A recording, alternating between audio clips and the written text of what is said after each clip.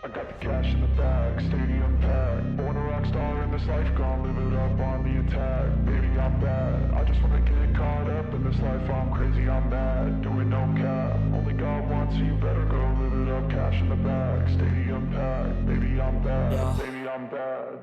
I just wanna stay bad, stay mad. Chip on my shoulder cause they treat me like an outcast. I ain't gonna take that, stay back. I'll be swinging hard till the hits come in all caps.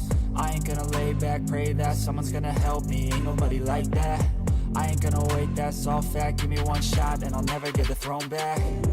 I'm sick of being cautious, I'ma go cause something, can't stop this. I'ma steal everybody's lane, call it shoplift. Sick of hearing everyone complain when they thoughtless. Taste the pain, it's like candy canes. It makes me go change into a better frame, into a better name. Society's insane, we all live for fame, yeah. Cash in the bag, stadium packed. Born a rock star in this life, gon' live it up on the attack. Baby, I'm bad, I just wanna get caught up in this life. I'm crazy, I'm mad, do it no cap. Only God wants you, better go live it up. Cash in the bag, stadium packed. Baby, I'm bad, baby, I'm bad. I got the cash in the bag, stadium packed. Born a rock star in this life, gon' live it up. I'm crazy, I'm mad, do it no cap. Only God wants you, better go live it up. Cash in the bag, stadium packed. Baby, I'm bad, baby, I'm bad. I got the cash in the bag, stadium packed. Born a rock star in this life, gon' live it up on the attack. Baby, I'm bad, I just wanna get caught up in this life. I'm crazy, I'm mad, do it no cap. Only God wants you, better go live it up. Cash in the bag, stadium packed. Baby, I'm bad, baby, I'm bad. I got the cash in the bag, stadium packed. Born a rock star in this life.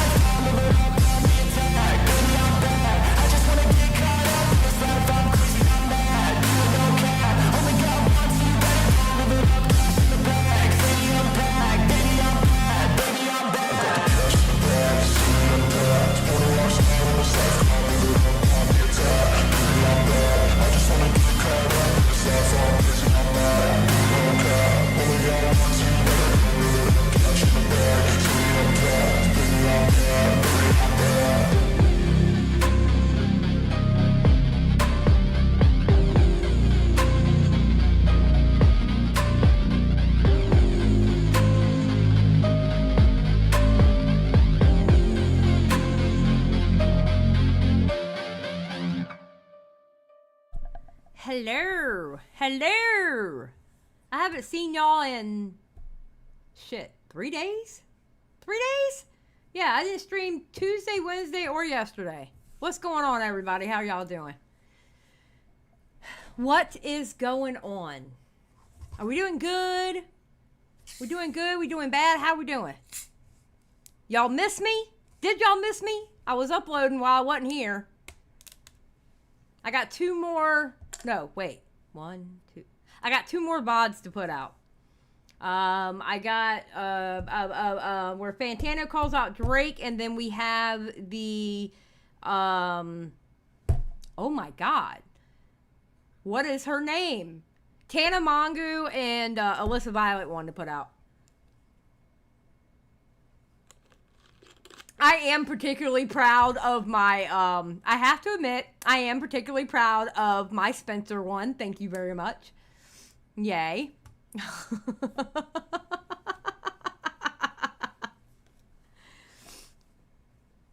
Oh, man. It's going good, giving it. I will say, Wednesday was quite an adventure. We had another pipe bust under our house. And we don't know when it busted, so we don't know what that water bill is going to look like. It basically flooded the entire crawl space. Where it happened on the other end of the house, and where my husband went under the house, it was already like 3 inches of water. Yeah. But he fixed it. We've already called the water company. If anything, we may only have to pay 50% of the water bill.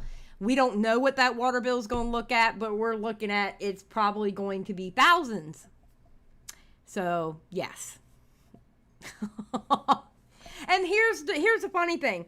We found out because we finally had a dry day, and I was like, why is the back, like, concrete slab, why is it all wet? It hasn't rained. It should be dry. And then I looked even closer, and the water was running, and, yeah, it was coming from the crawl space. So, oh, it's not a basement. It's a crawl space. We don't have basements where I'm at. We can't, especially where I live, I can't have basements because the swamp is really right there.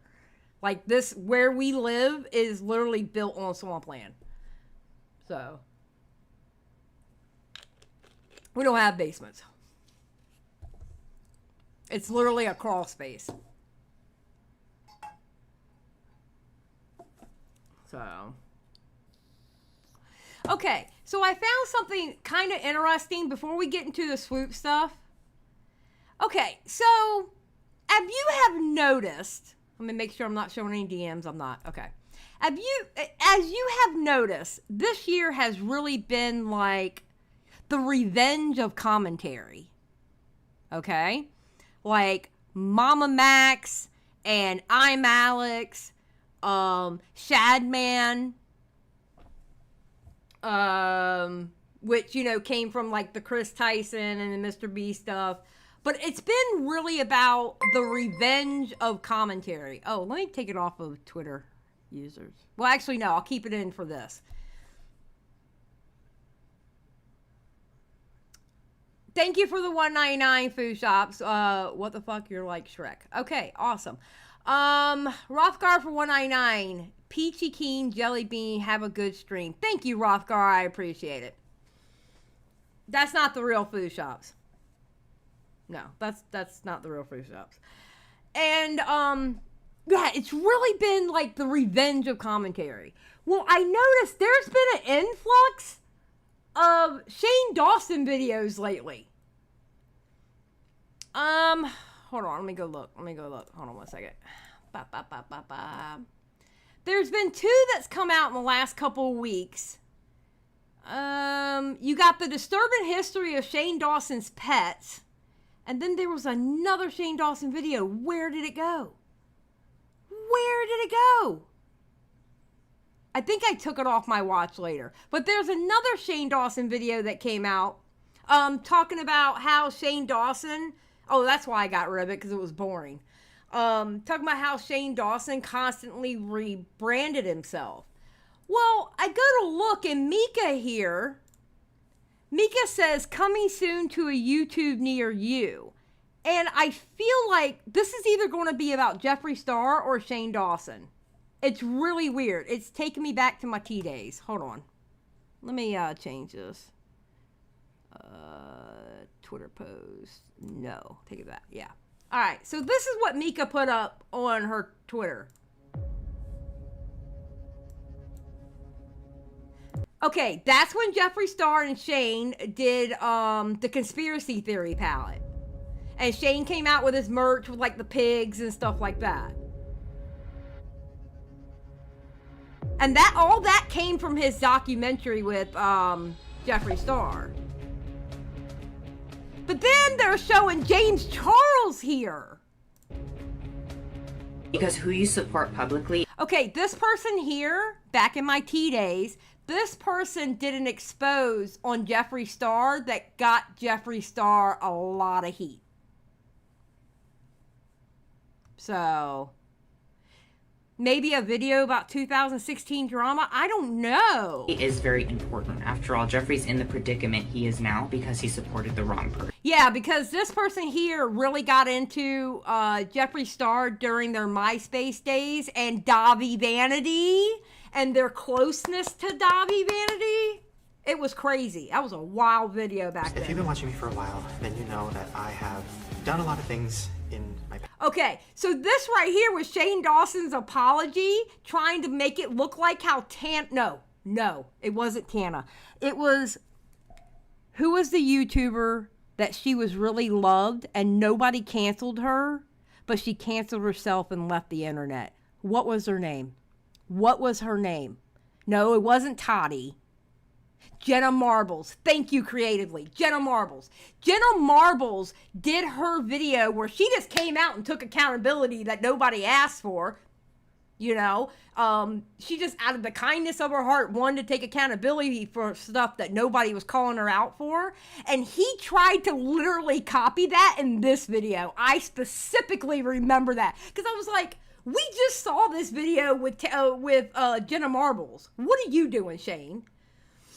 Past that I hate, that I wish I could make go away, that I try to make go away by deleting videos or untagging my Instagram things, or what is literally doing Mika whatever doing? I can to pretend like I think this is on Shane Dawson. I think she's making a video on Shane Dawson. those things didn't happen. I did not make my video because of vitamins. Okay, this is her call out video. It wasn't the first one because the first one was Bye Sister. But guess who was behind Bye Sister with Toddy? Shane Dawson and Xylie Star. Shane Dawson has had his hand in beauty influencer drama for a while. I made it as a result of all of the poisonous lies that were fed to me by Shane Dawson and Xylie Star. See? James Charles's There we Sugar go. Bear Hair sponsorship and all of the drama that had kicked up afterwards, that was just my breaking point. I'm losing my mind. And this was him live reacting to the video, and he was freaking the hell out.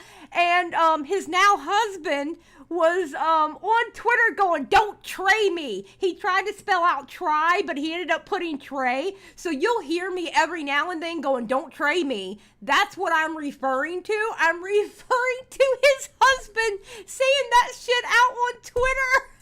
He was like, "Don't tray me." I'm losing my mind. This is so Now, in the past, I've been very guilty of Oh my God, okay. So this was the gold couch apology from Xylie Star, where he decided he wanted to bring up Breonna Taylor all of a sudden in the midst of his own drama. He decided bringing up Breonna Taylor's name was justifiable because he's an idiot. speaking out of anger, out of frustration, out of my emotions. I'm so quick to grab my phone and just say whatever's on my mind in that moment without ever really... That couch was tacky, wasn't it? You know, Natanya, looking back, Natanya, you're 100% correct. Looking back, I low-key missed the beauty guru drama also because it was always stupid drama. It wasn't talking to little kids. It wasn't grooming children. It wasn't this type of kid stuff. It wasn't this type of kid stuff. It was racial slurs. It was hanging out with the wrong people. It was, oh my God, you took that gummy sponsorship and you didn't do my gummies. It was bad, it was bad makeup. Remember the hairy makeup? Remember the hairy lipstick? It was bad makeup reviews. Oh my God. It was so much better than this shit. The furry lipsticks. I kind of miss it too because it was petty. I missed the petty drama. And I remember being sick of the petty drama. I kind of miss it now. Yeah, it was petty bullshit. It was fun. We could literally, but back then we were so serious about shit that we didn't even have fun with this drama. We didn't take it for what it was and make fun of it. We took that shit so serious that it was like world ending. Now, if this shit popped off, oh my God, we would be laughing and having a good old time.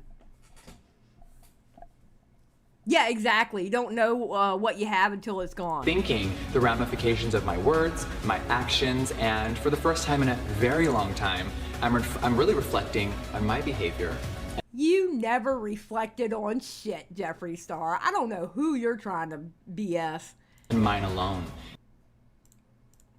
So my question is, what is Mika doing? What is this video about? Okay, hold on.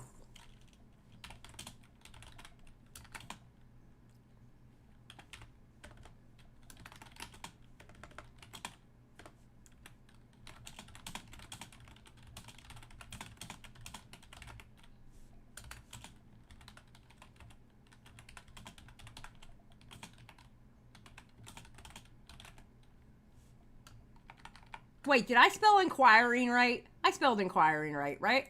I did? Yeah?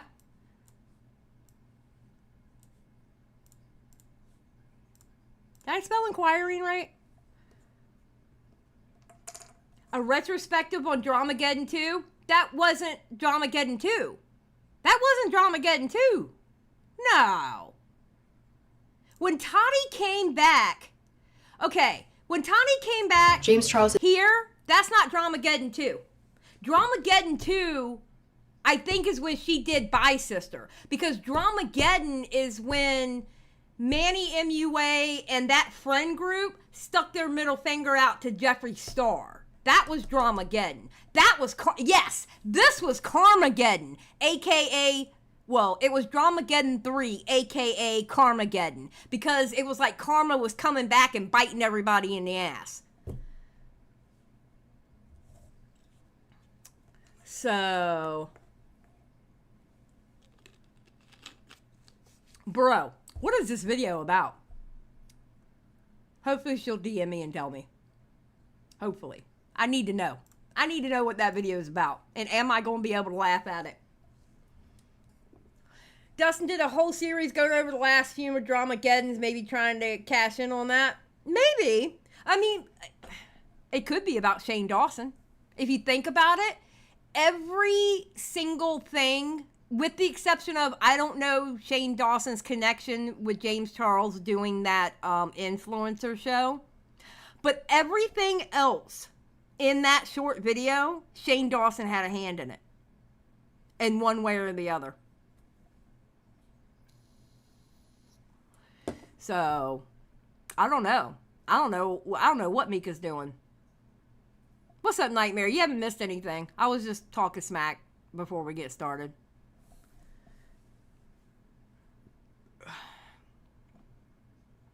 Yeah, but you know what? I think it would, well, I don't know. I think my outlook on some of that drama, I wouldn't be so serious this time around. Looking back at that drama.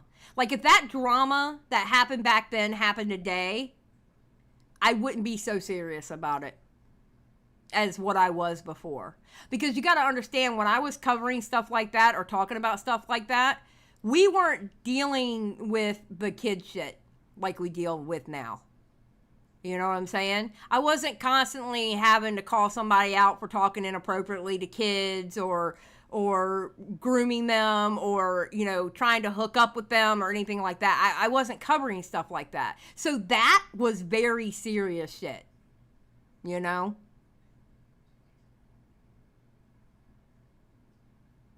Exactly, Midna. It's hard to be serious about that shit when we've been through the tumbleweeds this year. True!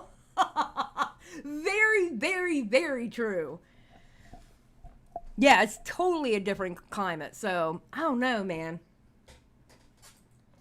But beauty influencers, they just don't have the hold that they used to have. Like, these, back then, those mofos were like rock stars.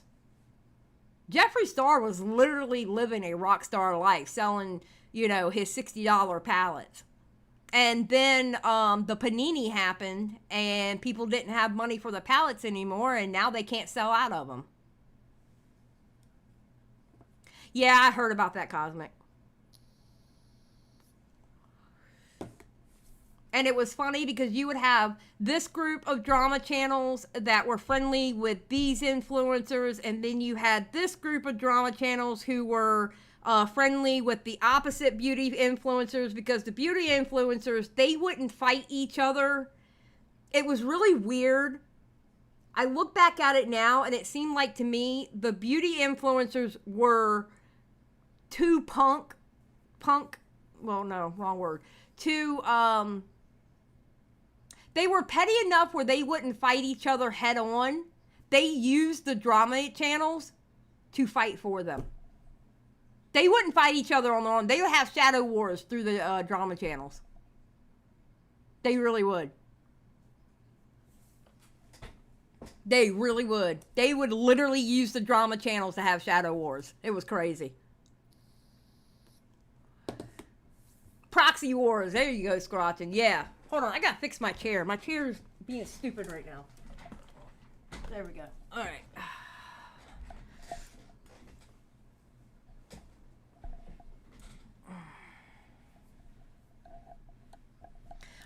The only person I feel like made it out semi-alive was Trisha. You know what?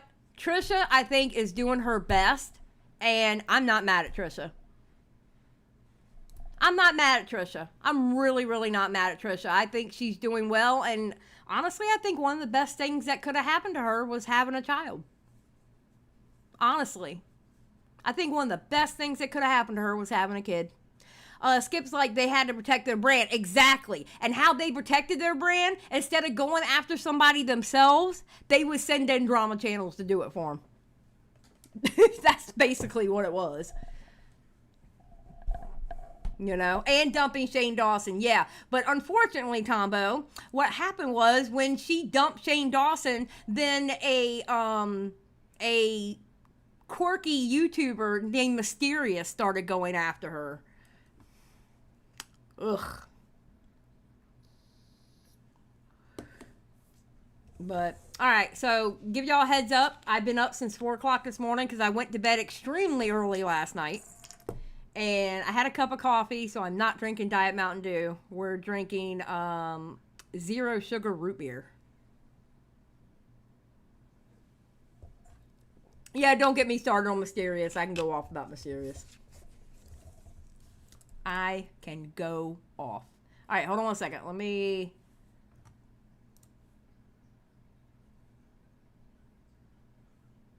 Hello, guys and gals. No, Muda. I'm not talking... No, Muda.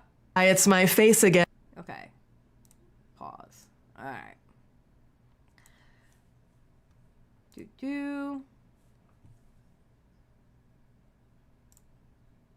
Oh, wait. I got to show y'all something. Beckett showed me that. I was talking to Beckett this morning, right? And Beckett showed me this. I did not know this. All right. So you know how I'll change the speed of a video? Check this out. All right. Playback speed. It says normal, right? You know how I always go to 125 or 15? All right.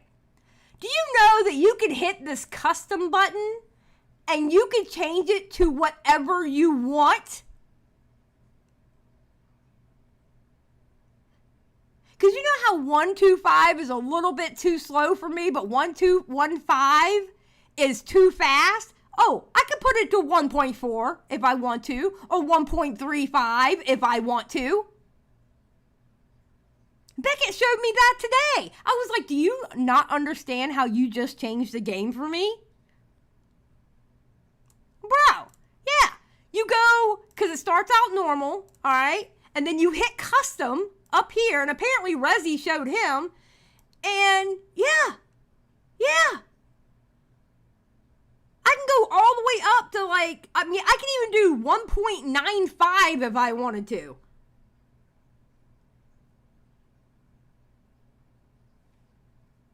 I didn't know that. I literally just found that out this morning. Like a couple of hours ago. Literally. Yeah.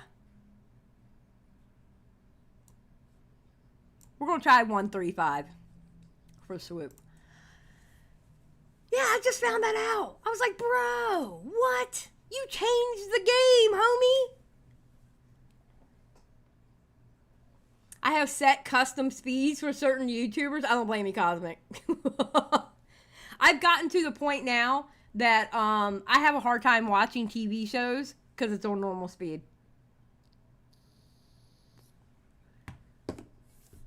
So.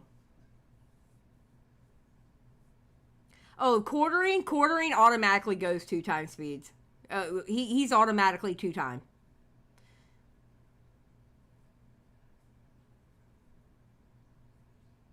So, all right. Well, today we are reacting to the downfall of JustPearlyThings, the most dangerous pick-me. I have been waiting and hoping that Swoop would do a video on JustPearlyThings. I have waited probably well over a year for this. Oh, let me put myself back over here. Okay. I have been waiting probably a year for this to happen. And I finally got my video.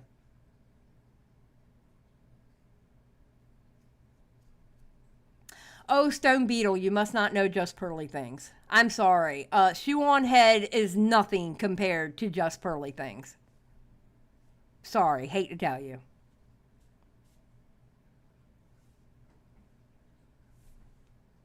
So, we might end up skipping some parts. Like the whole Nick Fuentes thing, that situation with Nick Fuentes, I've already covered that on my channel.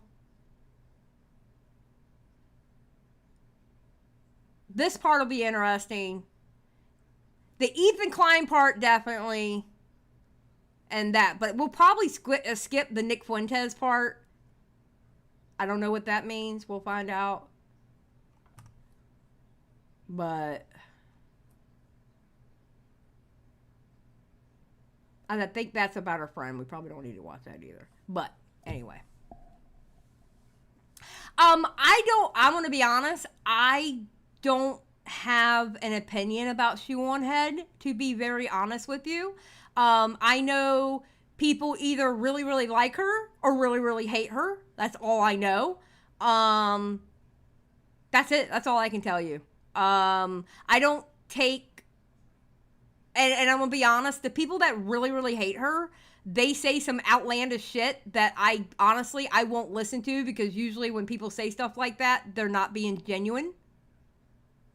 You know? So, I don't know. I don't have an opinion on Shoe on Head because I don't know anything really that much about her. I know a little, but not like enough to make me take a stance for or against her. So, you know.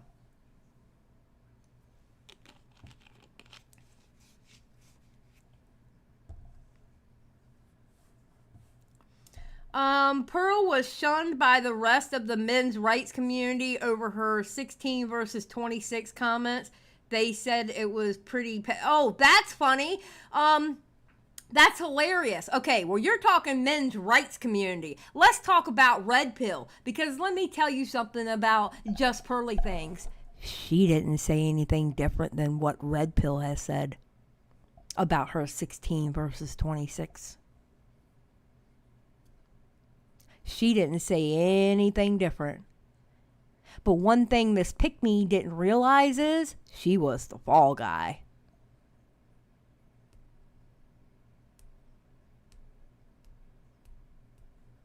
She didn't say anything different than what the Red Pill guys say. The deep Red Pill. I'm not talking about men's right act. I'm not talking about the men's right guys. I'm talking Red Pill.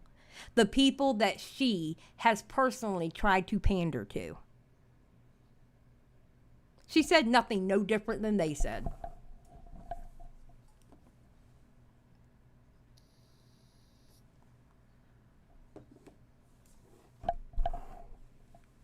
Yeah, and I'm going to be very honest with you. I can't stand any of those women. Because they have they're particularly way over biased themselves. I look at human rights. Thank you very much. I think a man can be just as problematic as a woman, and a woman can be just as problematic as a man. And if you're a dumbass, I'm going to call you out. I don't care if you're a man or a woman.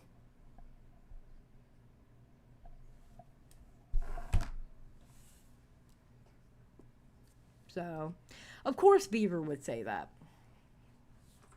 Alright, so let's get started, and let's see what 1.35 sounds like. I'm actually kind of excited that we learned that today. Where did my comment calling Pearl... Beaver, I don't know. Nobody... You're a mod, so nobody can get rid of that. Maybe YouTube got you, dude. Did YouTube get you, Beavers? Did YouTube get you? Oh my God. Alright, let's get started. People constantly call me a grifter. And I was really confused when I first got in the space. I was like, oh, wait, this is loud. Oh my God. Let's turn this down a little bit. You are a grifter, Pearl. You are a grifter. Oh, look, there's one of your #1 grifts right there. There we go. What the hell is a grifter? And so I Googled it. I'm a Googler. You know what I mean? Let me just make sure I got it right. The definition of a grifter. A person who engages in petty or small-scale swindling. A fraud. And I was thinking about it, and I'm like, a fraud? What do I sell? I don't sell anything! Now, don't get me wrong. I'm thinking about selling a YouTube course. This idea that women are naturally better parents is not true. It is not the case. I would argue that men are the most discriminated group against in society.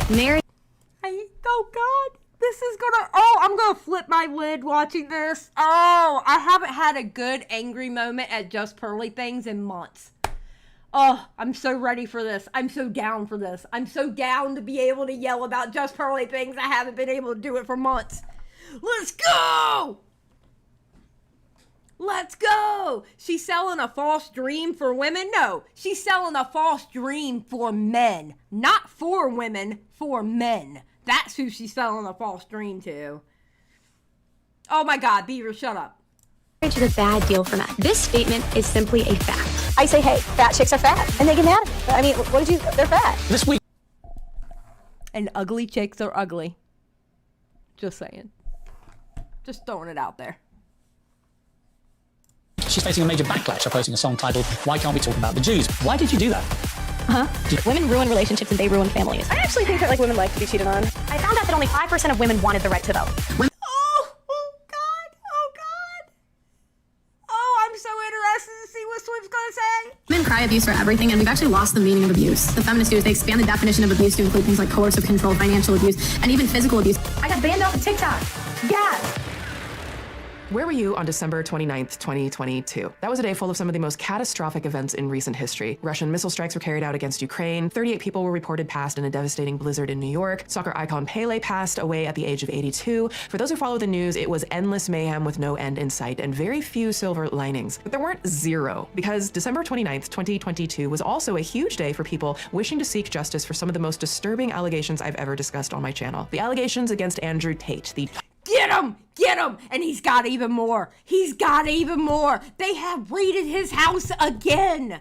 But you know what? He's most definitely, he's not guilty of anything. Andrew Tate is not guilty of anything. Anybody who thinks Andrew Tate's guilty of anything, y'all are crazy. Y'all are conspiracy theorists. That man is a holy man.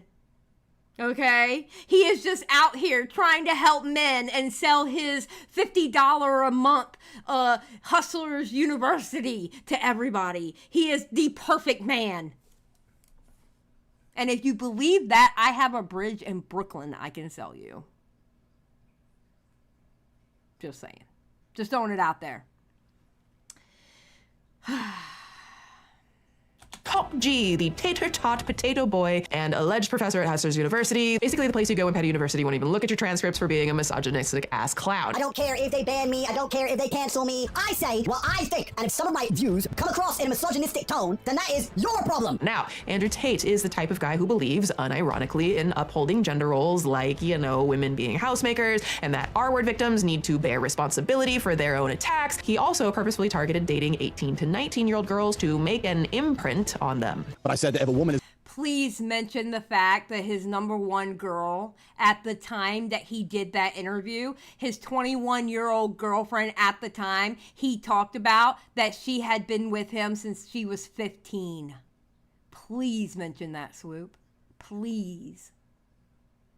Because that girl was with him for... No, I think she was... No, she was 19 at the time of that interview. She had been with, 20 at the time of the interview, and she had been with him for like 5 years. It was something like that, to where the math equaled that he had been with her since she was 15 years old. But he didn't do nothing wrong. He didn't do nothing wrong at all, except for the fact that it came out of his own fucking mouth. Anyway. Platinum. I'm going to start calling Tate fans retated. I call Tate fans tater tots. That's what we call them here. We call them tater tots. is going out with a man, she belongs to that man. That's his woman. So she wants to do OnlyFans. She owes him some money because she's his. Oh, yes, that's what I said. well, that's great. You think? Yeah, some stained skid marks never seem to completely wash out. So it came as no surprise when Andrew Potato Tate and his brother were arrested in Romania on suspicion of human trafficking, forming an organized crime group and This was international news, and Andrew Tate, for better or mostly pretty much all worse, was known around the world for his red pill and PUBG-assery and dangerous antics, with one article in The Guardian even stating that, quote, virtually every parent in Britain knew who he was because of his content. And now that he was arrested, a massive hole existed in the manosphere for casual misogyny and defensive culture at large. Gee, whatever shall they do? And with that, many creators popped up to fill that void. Creators like Bacon and Eggs, I mean Fresh and Bacon and Eggs. She called them Bacon and Eggs. I love it. I love it. Yes, true. Fact. Fit, janky, half-rate Tate ripoffs like Sneeko, and a 6'1" former volleyball star who went by the name JustPearlyThings, who became one of the most heavily discussed and infamous members of the manosphere by far in 2022 and 2023. It's just, you know, celebrating being a woman for being a woman, and what have we really accomplished? We don't do the majority of hard jobs in society. 1 out of 3 of us has had an abortion. 1 out of 4 of us has an STD. 90% of us have been on birth control. You know, the birth rate is falling because of women's choices. You know, at the end of the day, why don't we talk about accomplishment rather than just focus on being a woman for being a woman? It's the same thing as a participation trophy. So what? I get irritated every time I hear her speak. I cannot believe that. I absolutely cannot believe the shit that comes out of her mouth. What was it about JustPearlyThings that caught so many people's attention? Well, for one, JustPearlyThings was a woman.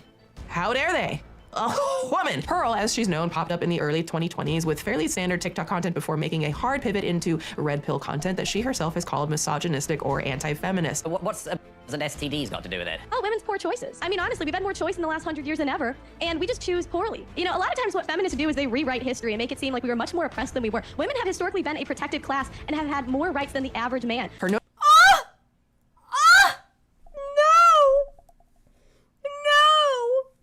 I mean, let's not go through history where women weren't allowed to learn how to read, okay? Let's go through historically, throughout history in the periods of time where women weren't allowed to own property. I believe it wasn't until 1986, somewhere in the 80s, mid-80s, I want to say 1986, that women in the United States weren't allowed to get credit cards without their husband's permission. But you know, they were never held back for anything. No, not at all. Ever.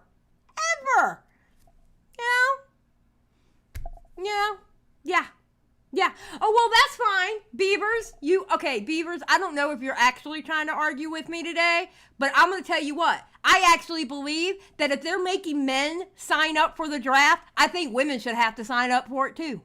You got the wrong feminist for this one because I'm not a one-way street bitch. Okay? If men have to sign up when they turn 18, if they have to sign up for the draft, I think women should have to sign up for it too. So go somewhere else with that. Just saying. Although I think the draft should go away anyway, but still. Notoriety comes from countless viral moments like the absurd claim that women shouldn't be allowed to vote. A lot of people think I'm insane because I don't think women should vote. Everybody thinks I'm crazy for this opinion. If anything, this is probably my most extreme opinion. 90% of women have been on birth control. 1 out of 3 women has had 1 out of 3 women has an STD. Average body count is over 5, so your average wife has slept with over 5 people. 95% of women are not virgins on their wedding days. So I understand the complaint. Or that her... Oh, God. But you know what? According to Fresh and Fit, men, before they settle down, they should sleep with about 50 women. Men should sleep with about 50 women. Oh, and by the way, did you know that men don't cheat? They just have sex. However, women cheat. There is a difference. When men are in a relationship and they step out of that relationship, they're not cheating. They're just having sex. Whereas a woman is actually cheating. Yeah, equal. Being compared to Andrew Tate is a compliment. Right, Paul, you'd be called the female Andrew Tate. How do you plead?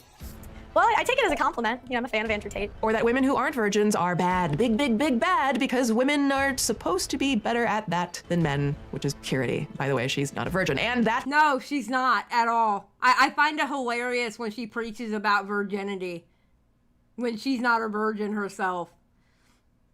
A woman who isn't a virgin on her wedding day is just as bad as a man who cheats, even though Pearl herself is not a virgin and isn't married. But, you know, the rules for thee and all. Pearl is so extreme that even Michaela Peterson, the daughter of right-wing figurehead Jordan Peterson and the architect of the carnivore diet where you only eat red meat and nothing else, thinks she's awful, okay? Your business would definitely take a hit, Dad. This is a resentful woman who hates other women. Tell her. Tells them they're useless after 35, continues to propagate red pill lies. Just because the left is crazy doesn't mean people like this aren't. Amen.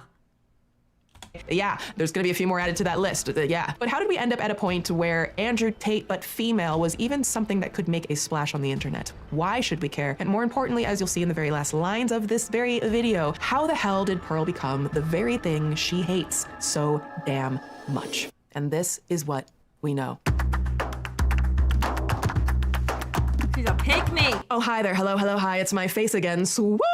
Today we are talking about Just Pearly Things because this video has been sitting in my drafts since literally last year while we were on the same wavelength. I have been waiting for Swoop to talk about Just Pearly Things. Oh my God, I've been waiting. I was at the time contemplating reaching out for an interview, but I figured it's time, let's put this out. I've been sitting on this forever. Now we will be touching upon Pearl and the Manosphere, both of which believe that women should, I guess, be, I don't know, dressed in floral turtlenecks all the time. So I dug deep into my closet and I picked the most conservative outfit that I could find, okay? I was gonna say, I do like the leopard print and then the bright neon. I love it. Good job, Swoop. Toots, thank you for being a member for 26 months. Imagine waiting until marriage for a man who's been living like a communal toilet seat. Yeah, no, yeah, exactly. Listen, men can be hoes, women can be hoes too. Okay? Get over it. Get over it. Guess what? Women want satisfaction too. It's not just made for men. Throwing it out there. As long as you are a respectable hoe, that's all that matters. Be a respectable hoe. All right? Don't be a sloppy hoe. Be a respectable hoe. That's what we preach here. If you're going to be a hoe, be respectable.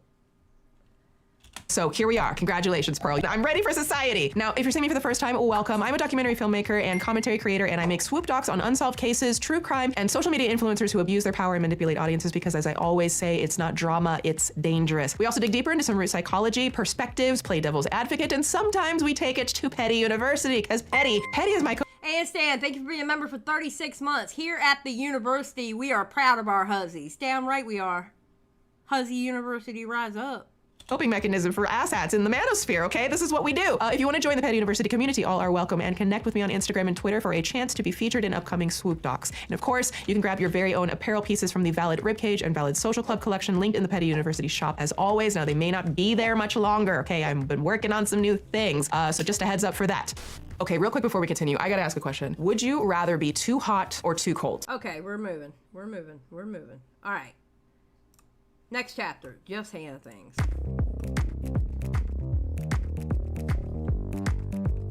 Before we were blessed with the gracious power of, just pearly things, the world had to deal with just Hannah things, specifically a woman named Hannah Pearl Davis. This is Hannah. Hannah Banana, Hannah Photana, Hannah Morphus, oh, Hannah. Hannah grew up in Chicago alongside 9 siblings in a 10-bedroom house. A 10-bedroom house. It's not a house, it's a mansion. Big difference. Is massive. That's all I gotta say there. Yeah, well, it's a funny story. I grew up with 6, and I was the second of 6. I was the oldest girl.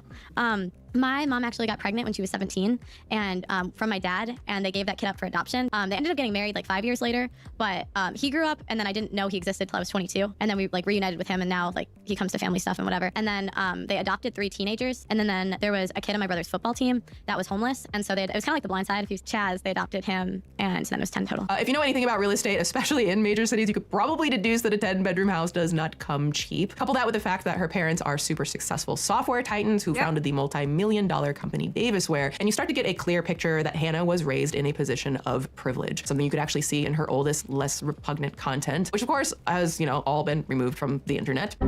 Now, this clip was showing her parents' new water slide, and I'm not talking about one of those little slides on the side of the pool. A water park in Illinois that had a water slide that actually paralyzed a guy. And my parents actually saw that the water slide from that park was on sale, so they actually bought the water slide, and this is what it looks like. And here is the side view. So if you want to hear the full story about how the town actually didn't want us to put the slide up. So something really interesting. I want a water slide. What? Her mom actually sounds really cool, and it's wild to me how much Pearl seems to. Yeah, her mom actually does sound kind of cool. I can't remember what video it was, but it kind of delved into the mom a little bit, and the mom, honestly, her mom kind of sounds kind of badass. I mean, think about it. A woman, and especially with her mom's age, so when she started stepping into tech, a lot of women weren't in tech at the time. You know? Yeah, no, her mom sounds like a badass, honestly. To note is that Hannah's mom is a bit of a badass, according to her LinkedIn, having once been a teacher until moving on to becoming the CEO and helped build a very successful company in Davisville, like you mentioned. Her founding of Be Exponential, of which she was a CEO, which is a company for women by women. While she also served on the board of directors as the treasurer for United Nations for Women USA, or UN Women, according to the research. If you're unfamiliar with UN Women, their mission statement is, quote, UN Women is the United Nations entity responsible for promoting women's empowerment and gender equality. UN Women's priority areas are expanding women's leadership and political participation, enhancing women's economic empowerment, and ending violence against women, just to name a few of their goals. So I want to say it again. I'm going to be honest with you, Natanya. I don't think JustPearlyThings believes a damn word that she says. I really don't. I don't think she believes a damn word she says. I honestly, okay, so we'll use grifter in times that really it's not the case, but you're just looking for an insult. But I honestly believe with JustPearlyThings, I honestly believe she is a grifter. I really, truly believe she's a grifter. I don't think she believes what she says. Because what she does and what she says is two different things. Here's my thing I have a problem with women who are out there making money saying that women shouldn't be on social media. Women shouldn't, it doesn't matter what women's thoughts are. It doesn't matter what women's opinions are. Well, if women's opinions don't matter, then why are you giving your opinion? If you are literally out here preaching that women's opinions don't matter, then why are you giving yours? Practice what you preach. Shut the hell up. I mean, am I wrong? Shut the hell up. Why do I need to hear your opinion? They're not supposed to give their opinion anyway. Let the men talk for you. You know? Brian for 10. The draft should be an option only in times of dire need. War. Okay, yeah. Right, war with a peer. If the military wants to recruit more volunteers, take care of the veterans and the widows, etc. Yes, Brian. I'm just saying.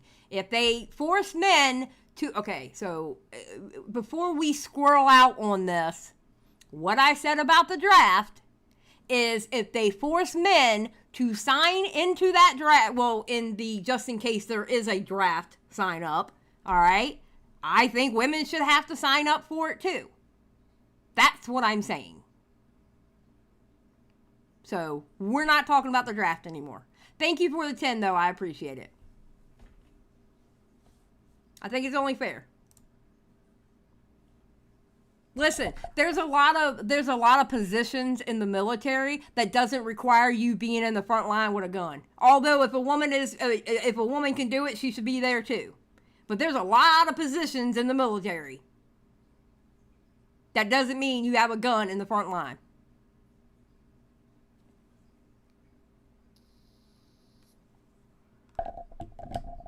I don't know what you're talking about, Stone.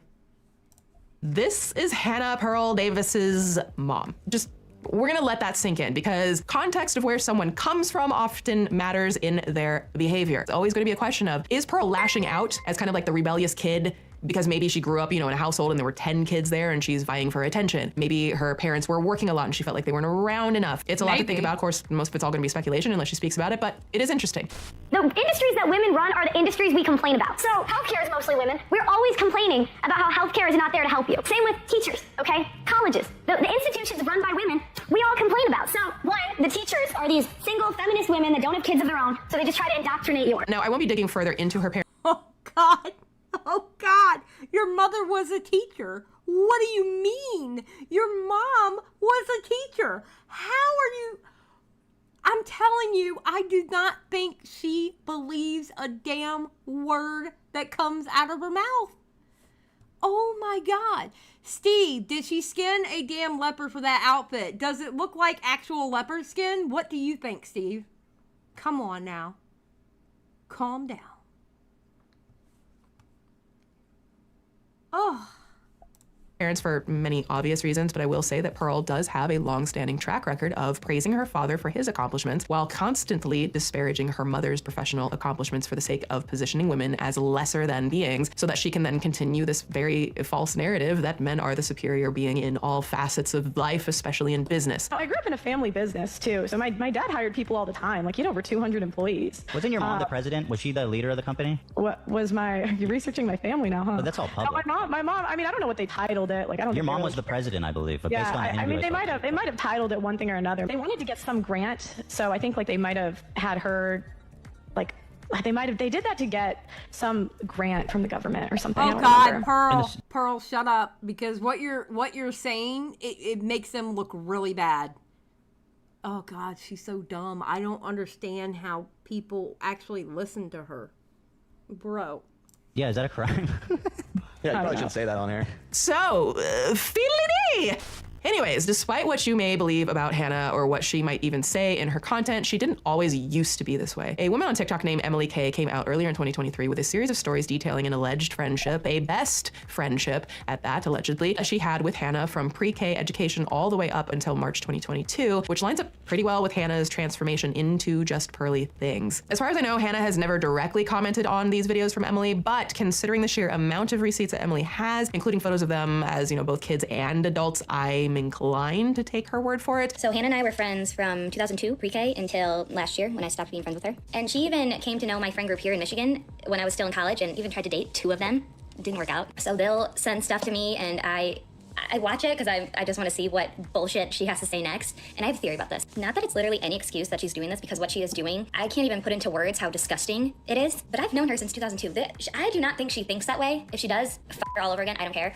But I don't think she does. I think she does it to rev people up and to get more views and to get more money. Listen, I don't know if y'all know this. One, if you want money, get into red pill content or get into very right-wing content. Okay, you don't have to go far right. I'm not saying like, you know, far right. But if you want money, then you go into right-wing content or you go into red pill content. If you're a woman, the amount of money that you can make doing right-wing content and red pill content is crazy. That is crazy money you can make by doing that, because they love to hear a woman spitting out their bullshit. They love hearing a woman spitting out their bullshit. It's a grift. It's a perfect grift. It really is a perfect grift. And then when you're spitting out that bullshit and you have all this money rolling in, one person says anything bad, boom, you got thousands of stands hitting that person. She's just preaching the truth. It's a grift. It's a perfect grift. Now, to be completely fair to Hannah, people are capable of change, and especially of... I'm not saying there isn't leftist grift, but the more money is on the right, Platinum, is what I'm saying. The money is on the right. That's where most of your money is going to come in. Because they love giving super chats. They love giving super chats. Changing opinions, politics, allegiances, and so on. You know, the older we get, like if you're doing life the way I think it's intended, then everyone changes to some degree. In any case, after high school, Hannah went to Elmhurst University, a private religious university that costs over $50,000 a year to attend, depending on like how many kids are going there and like all the, you know, the added on things that you got to do, which is where Hannah started going by the name you know her by professionally, Pearl. This is also where she allegedly majored in economics and business administration and later received her master's in psychology. Now, that amount of education might be surprising to you, and it also raises a thing that I was just talking about this with someone else, of like psychologists are incredible, but also psychologists are human beings and can also have really alarming or f***ed up ideologies. And so it really matters to Fun fact, do you know most like therapists, psychologists, psychiatrists, do you know that they also have to go see psychologists, psychiatrists, or therapists? Most of them need people in their own field because they also need someone to go talk to. Yeah, fun fact. do your research. If you're looking to see a psychology or a psychiatrist or a clinician or someone to help you with mental health, please do research the people that you seek guidance from. That's all I'm gonna say. Back to Pearl. That amount of education might be surprising to a lot of people, but Hannah is either very modest about it or very honest when she says that the only reason she went down those paths is because she thought that they would be easy and a way for her to keep doing the things that she loved. I was pretty goofy. I was very much about sports. So I did 3 different sports. I did volleyball, basketball, and I ran track. And that's pretty much all that mattered to me until I was like 21, 22. And I'm really family oriented. And speaking of those things she loved, while Hannah was at Elmhurst, 2 very important things happened. First, she spent her final 3 years of undergrad playing women's volleyball and doing a pretty damn good job at it, to be honest, from the looks of, her stats. And today I also learned that Hannah Davis is 6'1" and she could probably me up physically. So, Hannah, please keep the kills on the court. You're doing great, sweetie. The second thing. I ain't scared. My 5'4" ass. Listen, I may be short, all right? But there's a lot of rage packed in, all right? There's a lot of rage packed in there, all right? Just let me hit a certain point. I don't care how tall you are. You're not stopping me, all right? Just saying. Listen. A baseball bat to the knee can do wonders. Just saying. Was discovering the likes of this chuckle. So first of all, let's start with the notion of white privilege, which has become this buzzword that you hear all the time now. White privilege is responsible for everything up to and including the Kardashians. It's responsible for everything, white privilege. White privilege is a way to silence anybody who is not of color. That's what white privilege is. It is just a leftist bullshit term that means shut up because you are not a member of a minority group, a privileged minority group in the leftist space. It's reverse racism of the highest order. Great. According to an interview with Insider, one of the biggest life-changing moments for Hannah, per her own admission, was discovering notorious right-wing thinkers like Ben Shapiro and Thomas Sowell, as well as YouTube. Now, if you don't know who Ben Shapiro is, then objectively speaking, he's one of the most well-known Ben Shapiro. Good old Ben. Well, I will say this. I have seen Ben Shapiro on some podcasts where he was actually kind of like, it was a normal conversation. Did I agree with most of what he said? No. But being that he was actually able to have a calm conversation and not be like a prick about it, I could actually listen to the conversation he was having. Not everybody or conservative not everybody who's on the left like that either. But I can listen to the conversation as long as it's a conversation and it's not like condescending. Conservative speakers in America and has been for quite some time, creating your Facebook uncle's favorite website, the Daily Wire, and once serving as an editor for Breitbart. There we go.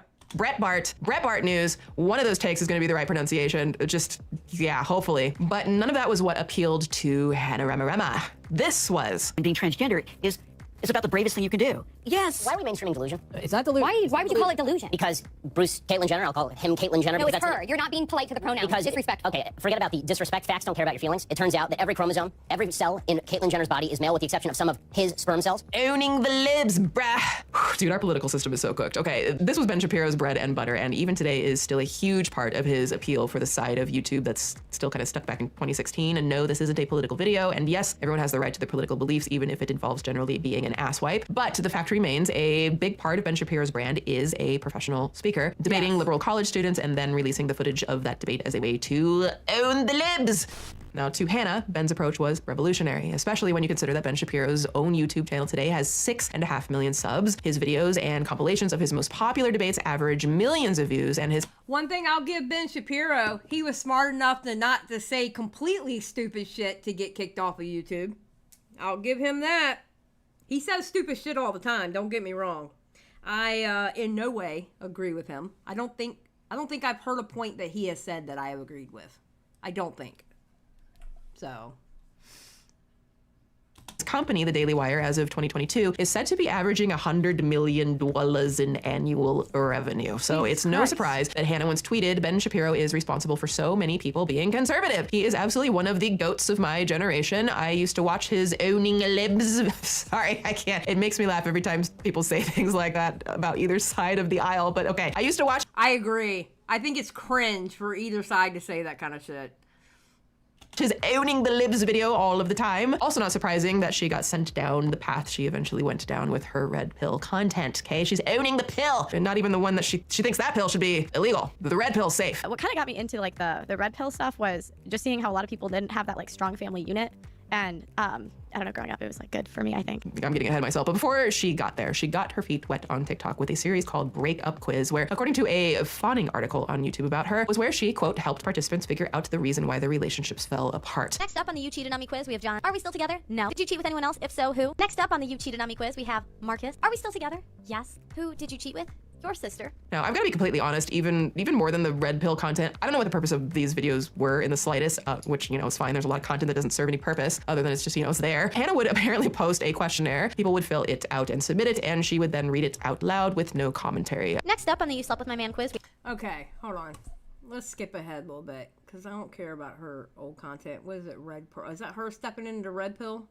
All right, let's see this.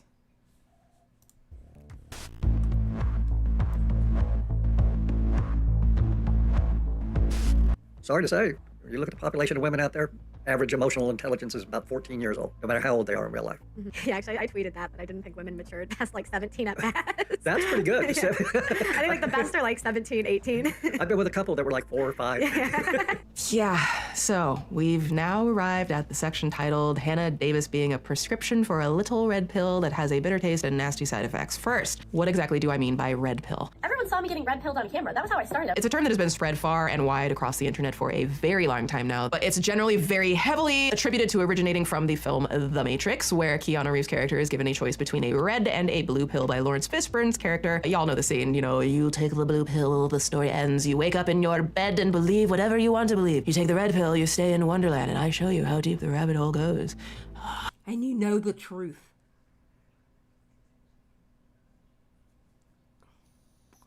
You have the best. Oh, okay. Hold on. You're talking to a Kiku. All right. Honestly, y'all. So I've done a full Swoop doc on Andrew Tate. I've done Fresh and Fit. And The Matrix is an awesome film. It's a really good film. Sarman, I'm gonna be honest with you. I don't look that deep into film, so I have no idea.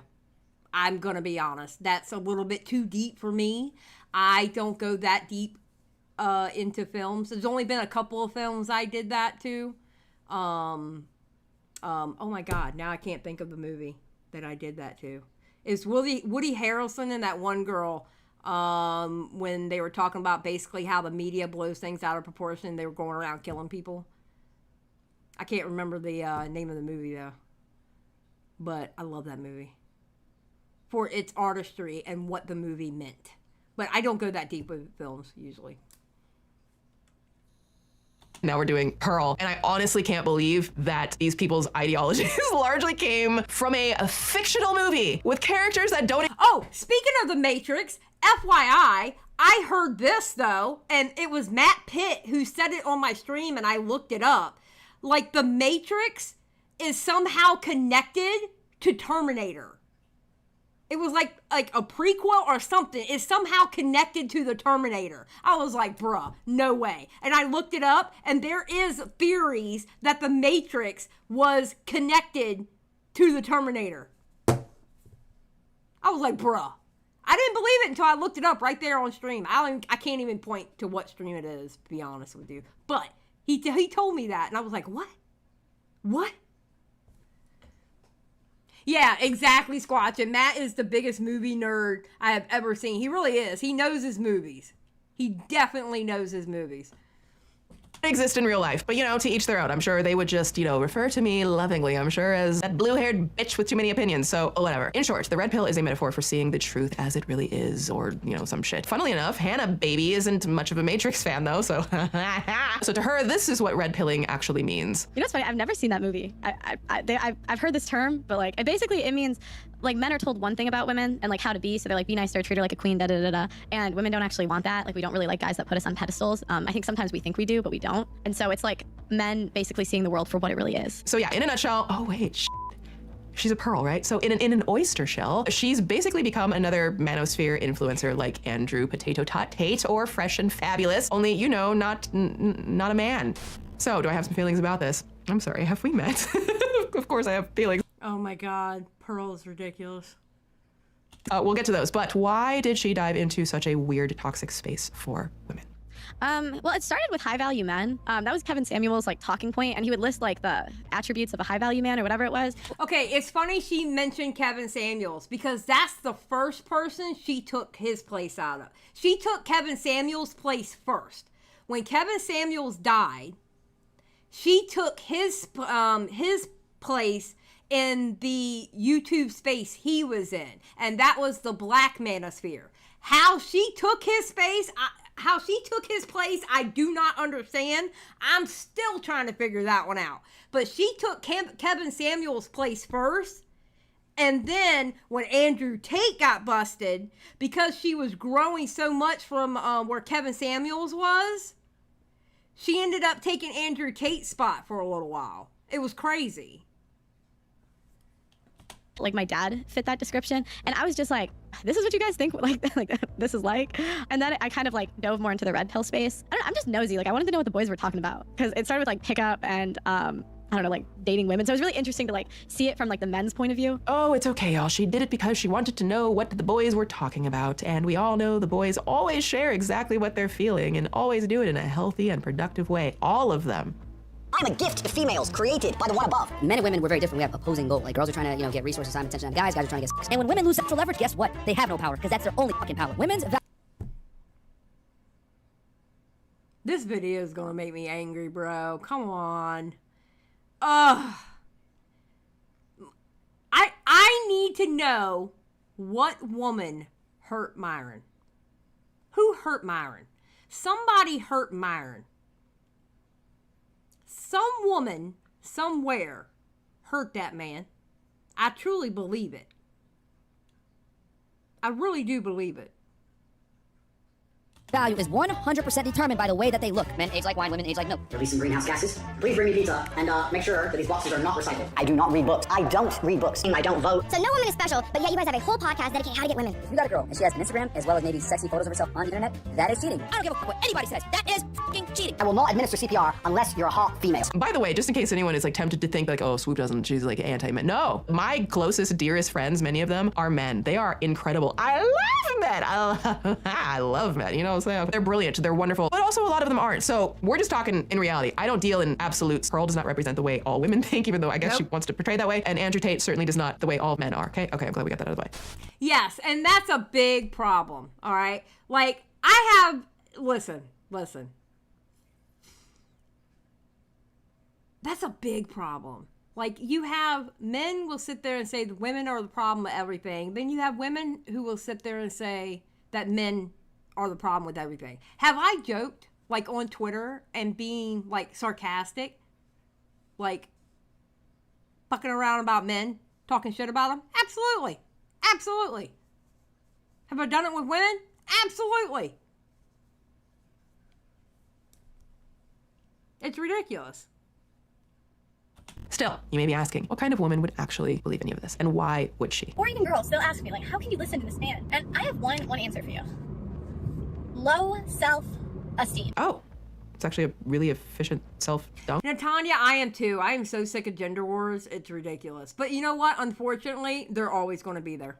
Gender wars is always going to be there.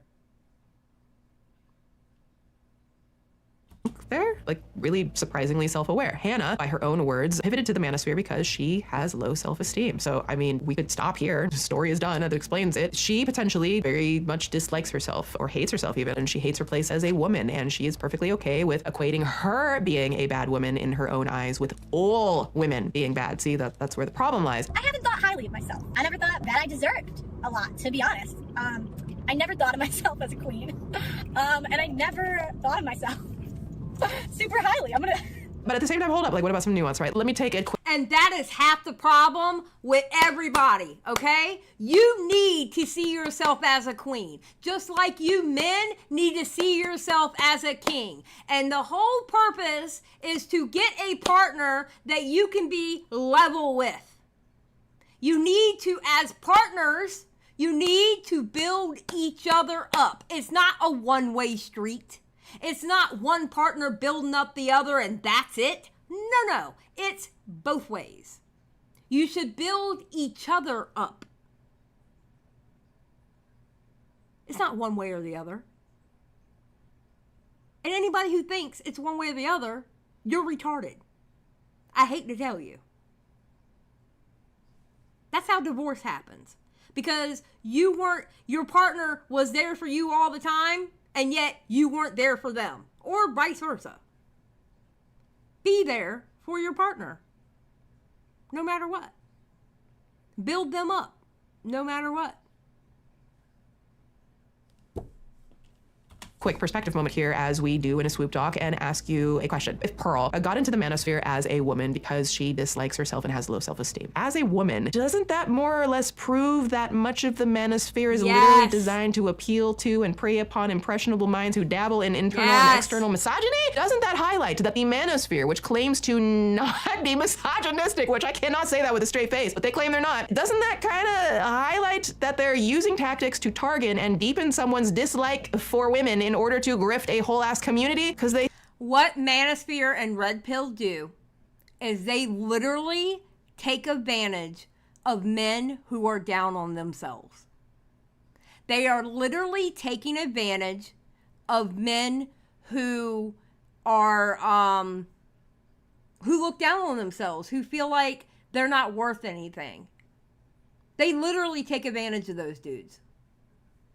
Honestly. That's exactly what happened. They're literally taking advantage of these men. And it's sickening. It's absolutely sickening. They say they're just empowering men, not women. It's just a thought. And if that's what's happening, does that make Pearl kind of a victim to this type of targeting? Yeah, I didn't think I was gonna go there and play devil's advocate this quickly, but here we are. So let me know what your thoughts are on that as we move. No, I don't think she's a victim at all. I think she saw where the money was and she wanted to get into it for the money. I do not think Pearl is a victim whatsoever. In order to call Pearl a victim, I need to see or suggest, you know, I don't agree. I don't think she's a victim. She saw where the money was. She saw who was getting all the donations when they live streamed. She saw the money that was flowing into Red Pill, because you could see the money flowing into Red Pill. You could see it clear as day. Go to a Fresh and Fit live stream. Especially when they were on YouTube and they were monetized on YouTube, go to a Fresh and Fit live stream and you saw how much they got in donations per live stream. There's a lot of money there. A lot of money there. Go to any one of these guys. There's a lot of money involved in it. Well, she just went where the money went. I don't think she's a victim at all. Move throughout this. The truth is, no matter how sincere Hannah's ideology surrounding the red pill space is, and again, it's very questionable because sometimes I don't actually know that she buys any of this that she's saying, but she had to have seen what a massive business opportunity it could be to hitch her post in such a misogynistic little village. I mean, in the early 2020s, Andrew Tate's content was unavoidable due to its heavily male and especially young male audience propping him up across social media and even within real life. But he was deplatformed into oblivion for at least a while, and Sneeko transitioned into being one of Tate's biggest dick riders. I'm sorry, excuse me, that was uncalled for. He became one. No, it wasn't. Because that's exactly what he was. That's exactly what he was. What he is. He absolutely is a dick rider. One of Tater Tot's biggest pickle writers, I mean cheerleaders, as well as an influential figure in the manosphere space himself. What would you do if I couldn't cook? Get you some cooking classes and call your mother and say you failed. All that was missing was a female voice of validation. So enter... Necromancer for 20. My husband has made maybe not an original take, but his take is they also purposely feed the worst advice to keep their viewers there. Yeah, that's what I'm talking about. Same with the finance gurus who go just invest in everything for it. Yes, that's my whole point. They take advantage of them. And these are the same guys that give them $100 donations, $500 donations. They buy the $1,000 tickets to go hear them speak somewhere. Yeah. Yeah. No, that's what I'm saying. Yeah, they purposely do it because that makes them money. Absolutely. Hannah Pearl Davis, who released stuff like this. Marriage is supposed to be, for better or for worse, in sickness and in health, and for richer or for poorer. It's not supposed to be, when I feel like leaving. And the majority of divorces nowadays, it's just, when the girl just feels like leaving. We all know what a man and a woman is, okay? Just because you dress like a woman, talk like a woman, act like a woman, it does not make you a woman. But I will say, I did not find Nick to be racist. I mean, I think it kind of goes back. I did not find, oh my God.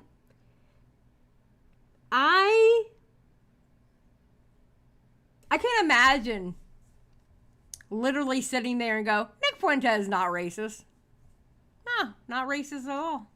No, not at all. Not at all. Back to like women out earning men have a hard time respecting the men they're with. If you couldn't tell, this is Pearl's approach in a clamshell. Speak as much as she can on a topic, throw out statistics that make her arguments seem like they hold weight without citing her sources. I mean, she's constantly throwing out stats according to this thing, or I read this thing, and then never cites them, and then doesn't get fact checked in the moment, and then stick to those points even when faced with a dissenting point of view. Amazingly though, it worked. Today, she has almost 2 million subscribers, and most of them have popped up since the start of 2022, though the biggest burst. Okay, let's talk about our subscribers real quick. And I'm seeing people make this mistake. Most of Pearl's subscribers come from her shorts. They don't watch. They do not watch her videos. Hold on. Some of them watch her videos, but they... Hold on. Why is my computer being stupid? What are you doing? Okay, hold on.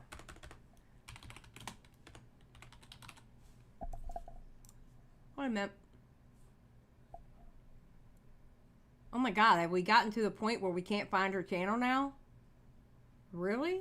Wait, is her channel gone? Pearl! Okay, there we go.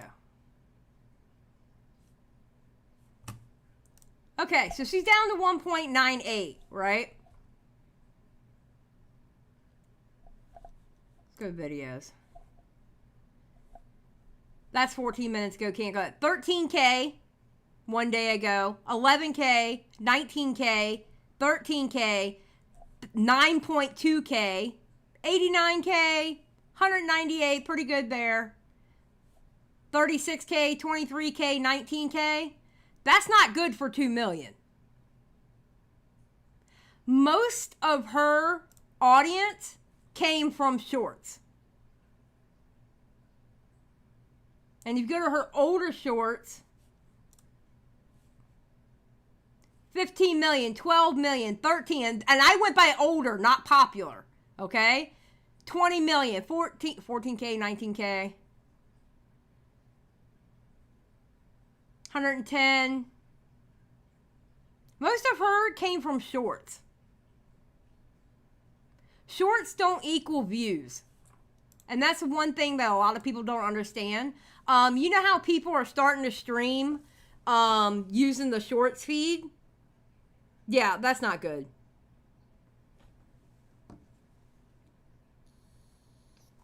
That's not good. I wouldn't recommend people streaming on the shorts feed.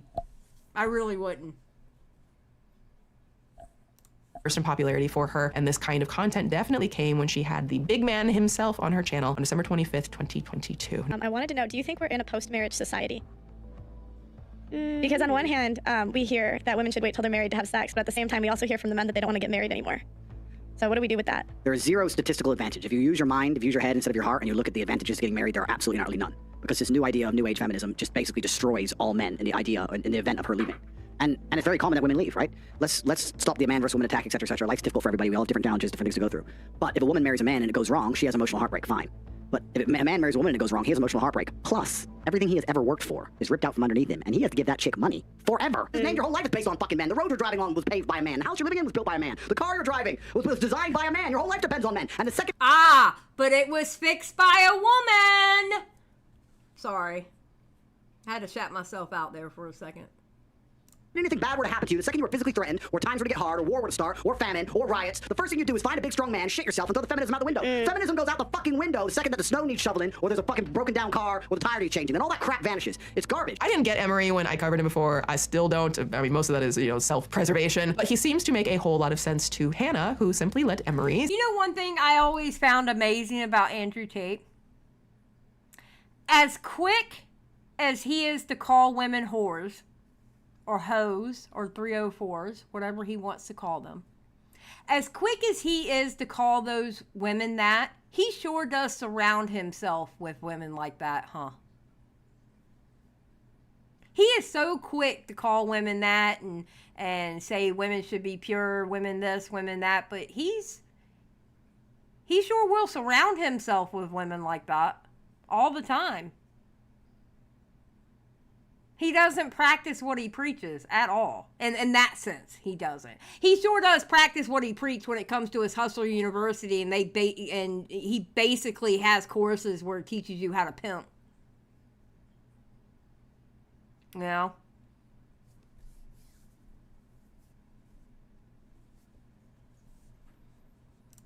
Spew this nonsense day in and day out, and probably for a good reason, financially speaking. This interview is Hannah's most popular upload on YouTube, and it's not even close, like currently sitting at over 5.5 million views, or at least, while it was up. Her second most popular, a clip from this interview at just over 2 million. Her third most popular, also a clip. So yeah, shorts just really helped her skyrocket. But her fourth most popular, big tech. Yeah, she's gotten rid of a lot of her shorts. Censors Andrew Tate and the red pill. Delusional women are the problem. Yes, it's always a woman's fault for a man's actions. I love it. I can't get enough of it. Give it to me, daddy. Yes, and then I'll make it your problem. Like me, dislike me, agree with me, disagree with me. Censorship should not be the way moving forward, because I don't even care if someone completely is like a diehard feminist. I respect their right to talk about what they think. And I respect their right to believe what they believe and make videos on what they believe. And I just think that it's so one-sided, where one side of the coin is constantly censored, where the other side of the coin can just say what they want. Okay, I will say this. I don't know what Swoop is about to say, but I will say this. I actually agree with Pearl on that sentiment. I actually do. I agree with Pearl on that sentiment. I'm going to tell you why. Hold on. I can't get enough of it. Give it to me, daddy. Yes, and then I'll make it your problem. Like me, dislike me, agree with me, disagree with me. Censorship should not be the way moving forward, because I don't even care if someone completely is like a diehard feminist. I respect their right to talk about what they think. And I respect their right to believe what they believe and make videos on what they believe. And I just think that it's so one-sided, where one side of the coin is constantly censored, where the other side of the coin can just say what they want. Hannah? I actually agree with her on that. I actually agree with her on that. Because, now hear me out. This is the reason why I believe that. Because we are now seeing the opposite effect of what happened during, I'd say between 2018 to 2022, when you couldn't even, and I swear to God this happened, you couldn't even use certain gifs on Twitter because they would tell you that you were using, God, what is it? Like if you would use a GIF with like a black woman on it or a black man on it and you weren't black, you would get called out for it. It had gotten that hard, that bad. So with the Twitter being that bad to where you had to fight certain fights, or if you didn't say anything, then you were just as bad, etc., etc. Now it's starting to flip, and now we're in the hellscape that we're in on Twitter now. You have to digital blackface. Thank you. Yes, digital blackface. That's literally what they would say. You were doing digital blackface. I remember this specifically. And it was just a GIF. It was a funny GIF that somebody put up, right? Now you're starting to see the overcorrection. What happened between 2018 to like 2022 was an overcorrection from 2016. Now we're starting to get the opposite overcorrection. That's the problem. We keep having these scenarios where we have to do overcorrection.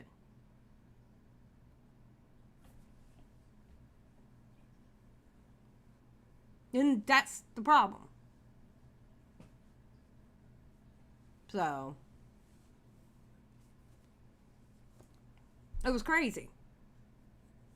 Hannah is not very good at this, but because of the sheer volume of content she puts out and the fact that she's one of the few females doing this, she remains successful in what she does. But there's actually quite a lot of females doing it.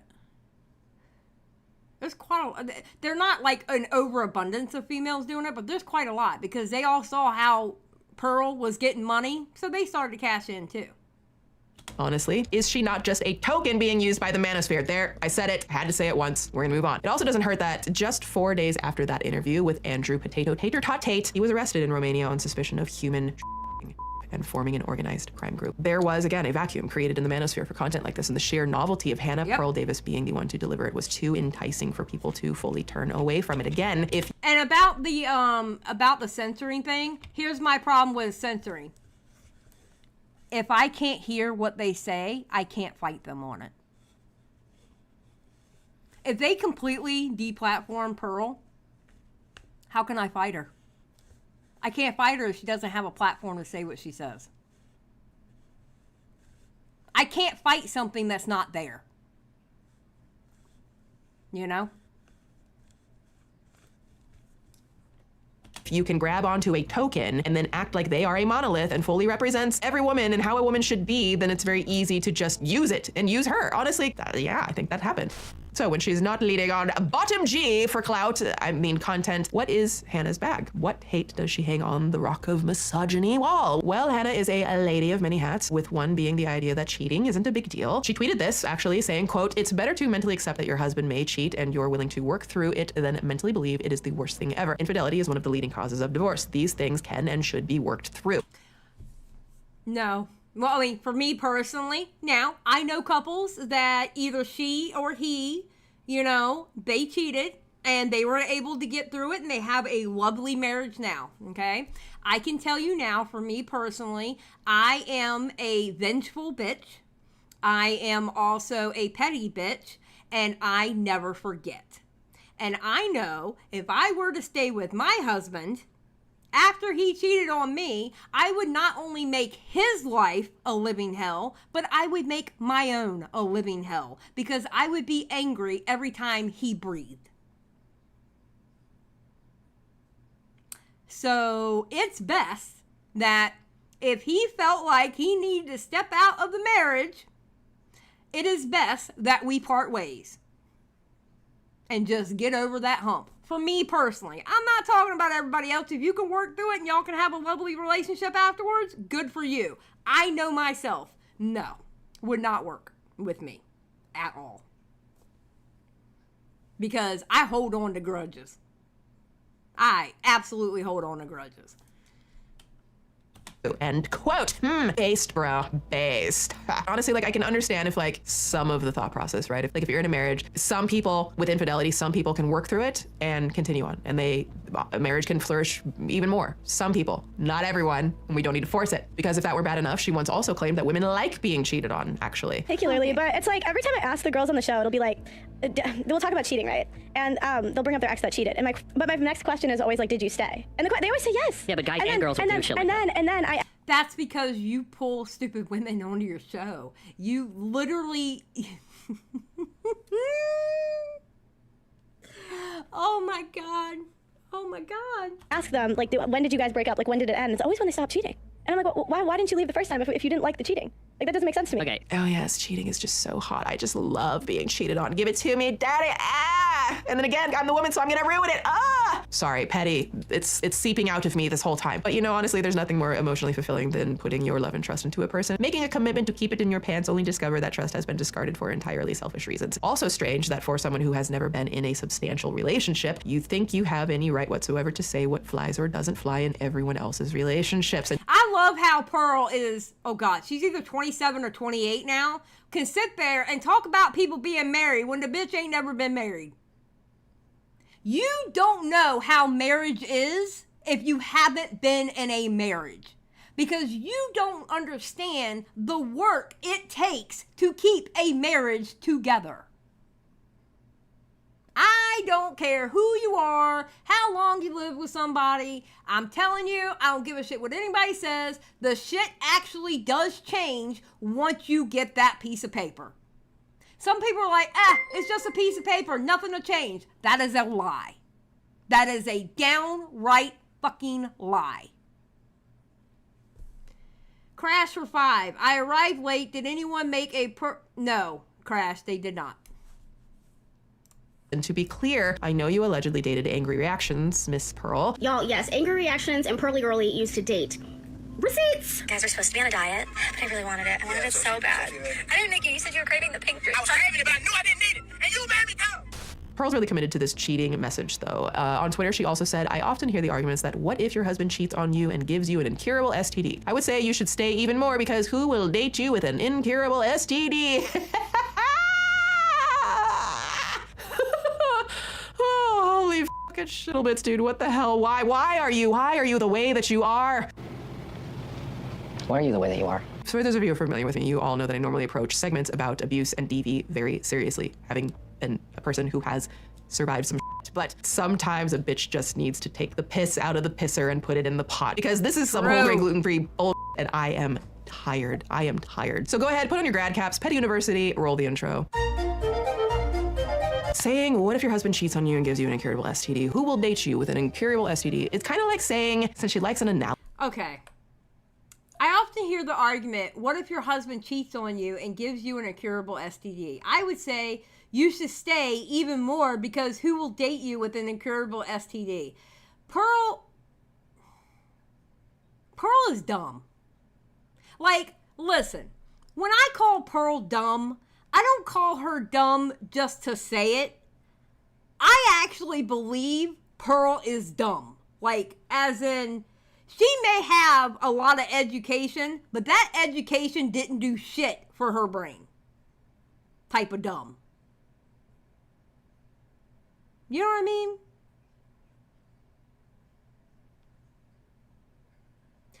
Lexi, she never really left. I mean, she took a break, but she never really left. She just got demonetized.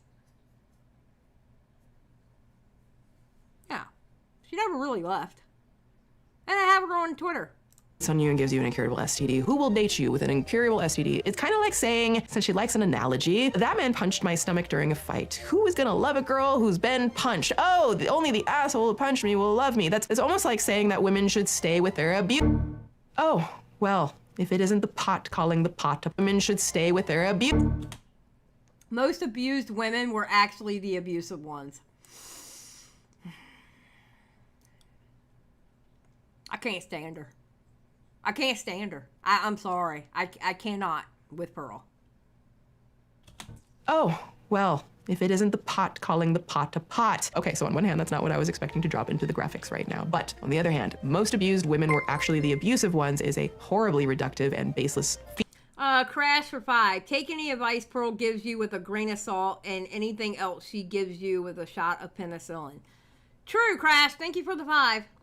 Feat of mental gymnastics so impressive, I'm surprised it's not listed on your college volleyball stats. This isn't shocking for Hannah. Quote, was he really abusive or did you bring the abuse out of him? It's that's a real tweet that she made, and it's far from the only time she's ever had this take. What were you wearing? There is a lot to unwrap with Hannah Pearl Davis standing for red pill content, saying cheating is okay, that women like to be cheated on, or taking contrarian stances on abuse, even going as far as to say that those who cry abuse are the real abusers. The truth is, she's doing two things with what I've outlined so far that can have a very dangerous effect on the world around us. The first is downplaying the very valid reality of survivors everywhere by implying that they in some way deserved what happened to them. This is a common tactic of abusers everywhere and is very much gaslighting. Like, what did you say to make him hit you? What were you wearing to make him SA you? Like, I know he hit you so hard you were hospitalized, but weren't you bitching about wanting to see a doctor for a general checkup anyways? So just be grateful because he just got you there sooner. Sometimes the blame is taken even further by accusing the real victim of being the abuser in a tactic no. I'm telling you now, I don't think Pearl believes what she says. I really don't believe she actually. Another reason why I don't think Pearl believes what she says, because she doesn't know how to argue it. Like, some of the women out there that is preaching the same shit that Pearl does, they can argue it. They can actually come up with an argument for it. Do I think their argument is good? No. But they can still come up with some kind of line of thinking for it. Pearl, she can't. She always sounds so stupid when she tries. That's why I don't think she actually agrees with it.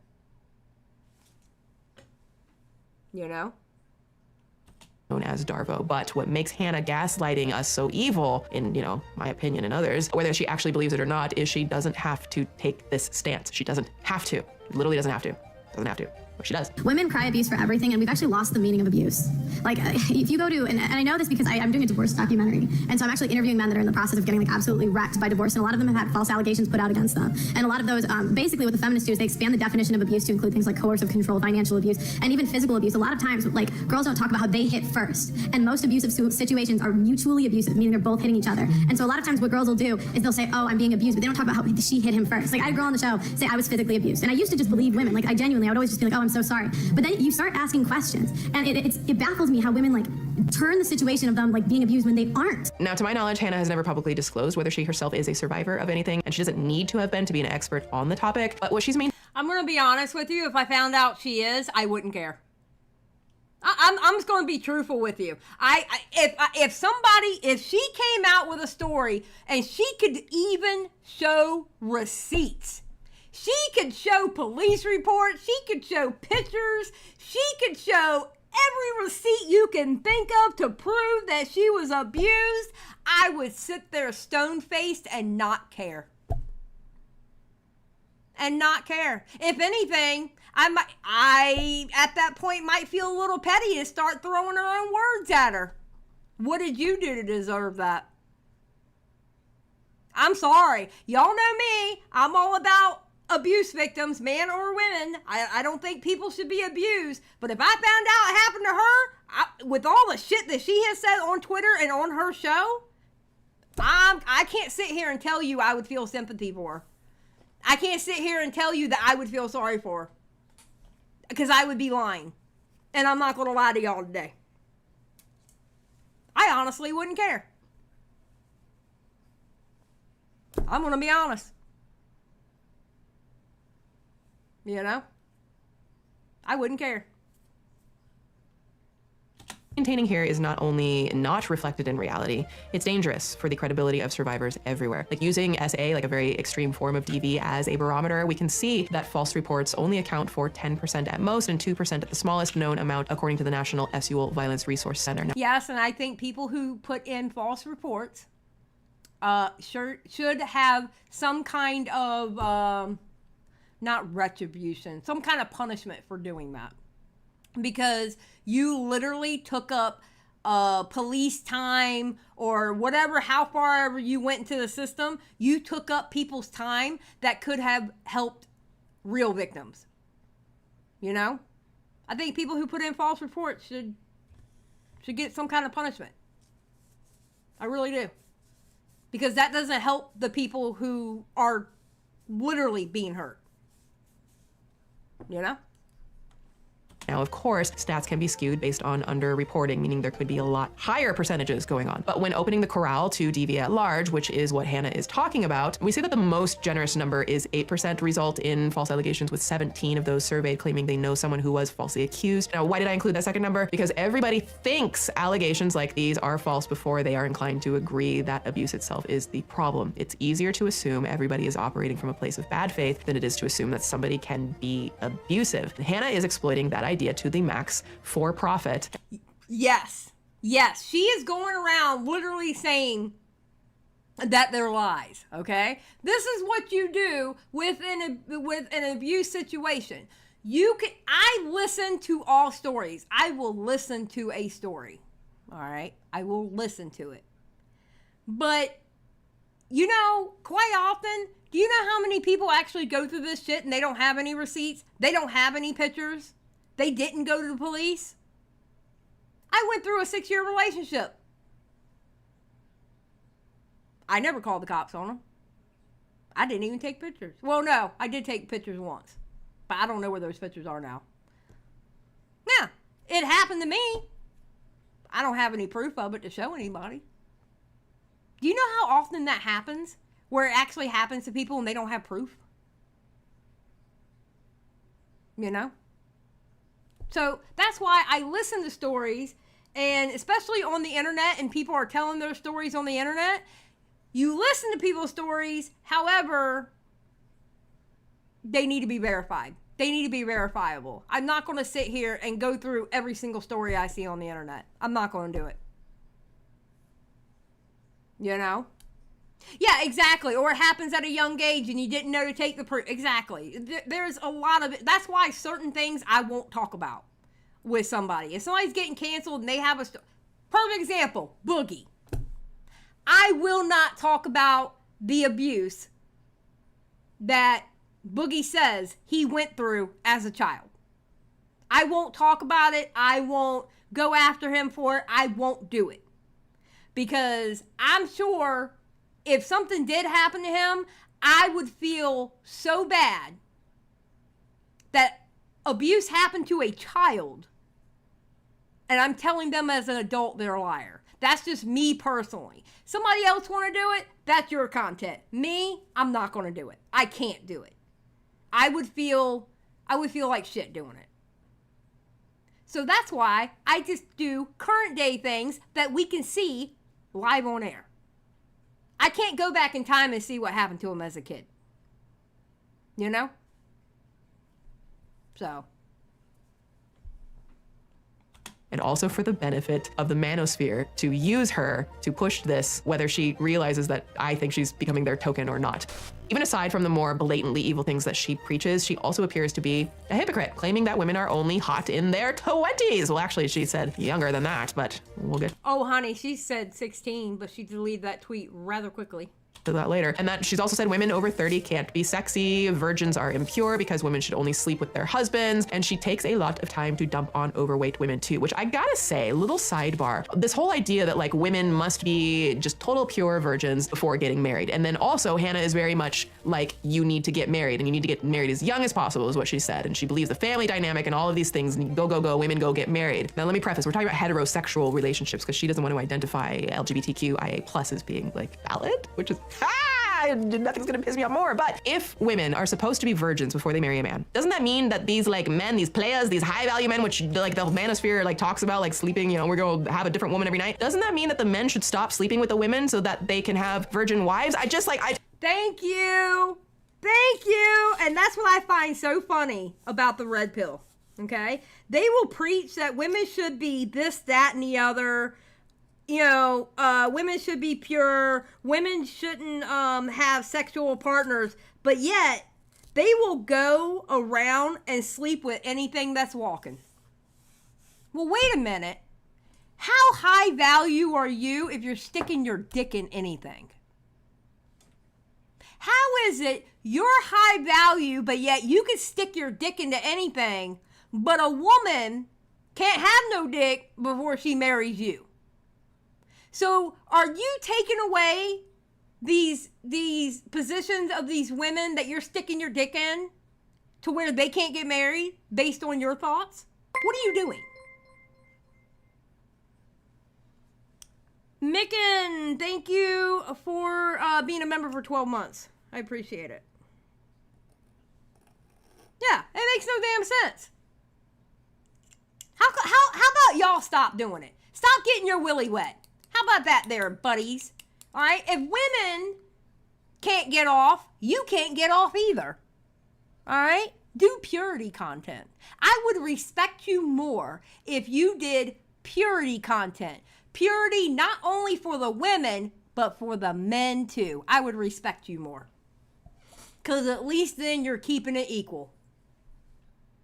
It's like, it's right there. It's right there. I don't ever hear anyone like talk about that, but isn't that pretty obvious? If you want the women to be virgins, then don't the men kind of got to be virgins too? Because if they divergenize the women, then I'm just saying. Now listen, what we're not going to do is the very misogynistic thing that so many people do to women, where they dump on a woman for her appearance, her lifestyle choices, her age, any of that, because, you know, God forbid women look some kind of way or age. How dare they stay alive? I was a sophomore in college when I lost my virginity, so I was like, how old college is late. You know it's not about you. I'm gonna drop something. It's at the timing. Well, no. It was because he literally like went on to marry the next girl, so something. But it's funny because the girl was older than me, so by the manosphere's perspective, like I would have won. I'm not even gonna comment on the fact that she herself remains an unmarried non-virgin coming up on 30 because that's already happened. The sanctity of marriage also rely on the woman being a virgin, so you wouldn't be able to get married. What do you mean? Well, you've spoken. Oh my God, that woman there, she tore her up. It was amazing. We went over that here. It was either here or on the broadcast we went over that. quite openly about how you're not a virgin. And so if you want to preserve that sanctity of marriage, then, I just think that you're upholding standards that you don't agree with. And that's a fair complaint. I wish I was. But, we can't go back. I don't know what you want me to say. But I just don't think it's fair that you get to be here and you get to be paid for your views, and you're telling other women that they shouldn't be allowed. All I'm going to do is point out that even if Hannah doesn't know the definition of grifter, she blatantly is one, allegedly. And if she's not, hey Hannah, do you perchance have an Amazon wish list? I would like to make a contribution to the list. Would that be okay? Here's a good read, 4.4 stars. Bet you'd love it. It was even written by a man, which is also funny because she thinks women shouldn't be educated. So here I am, the dean of Women shouldn't be educated, yet she has an education. Pearl's amazing. It's crazy that she supports women holding out for marriage, and we can see in other cultures that even when women do that, they're still abused, and sometimes even worse than the stories in the West. Yeah, it's hypocritical. That's what I'm telling you. I don't think she believes what she says. She belongs in a jail cell, stone beetle. I wouldn't go that far. I don't think Pearl has broken any laws. And just because she has a shitty point of view that she tells the world, let's not throw people in jail because of their viewpoint. Let's not do that.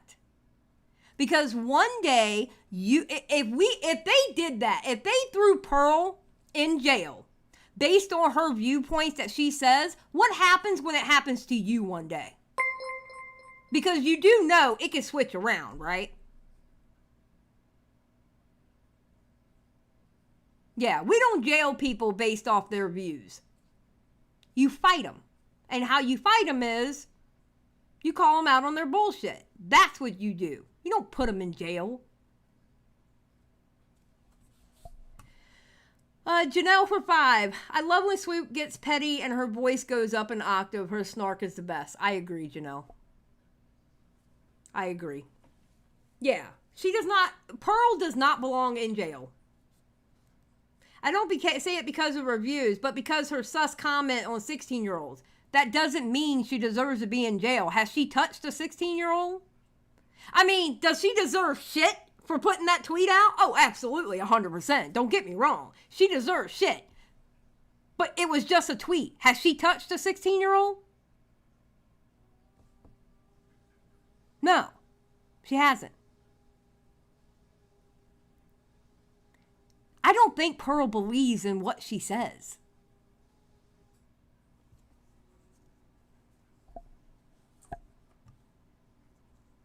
Yeah, exactly. Stupidity is not a crime, therefore she's a free woman. We got to get away from that. We got to understand. We got to get away from, and I don't care if you're on the left or the right. I don't give a shit. Okay? I don't care where you fall politically. We need to get away from policing what people say. In that sense. If you have a problem with what somebody says, go under their tweet and tell them they're full of shit. Or jump on YouTube and tell them they're full of shit. That's what you do. Show proof on how they're full of shit. You do things like that. At a university. Free speech goes both ways. It's not just a one-way street. Free speech goes both ways. Professor Petty saying, class dismissed.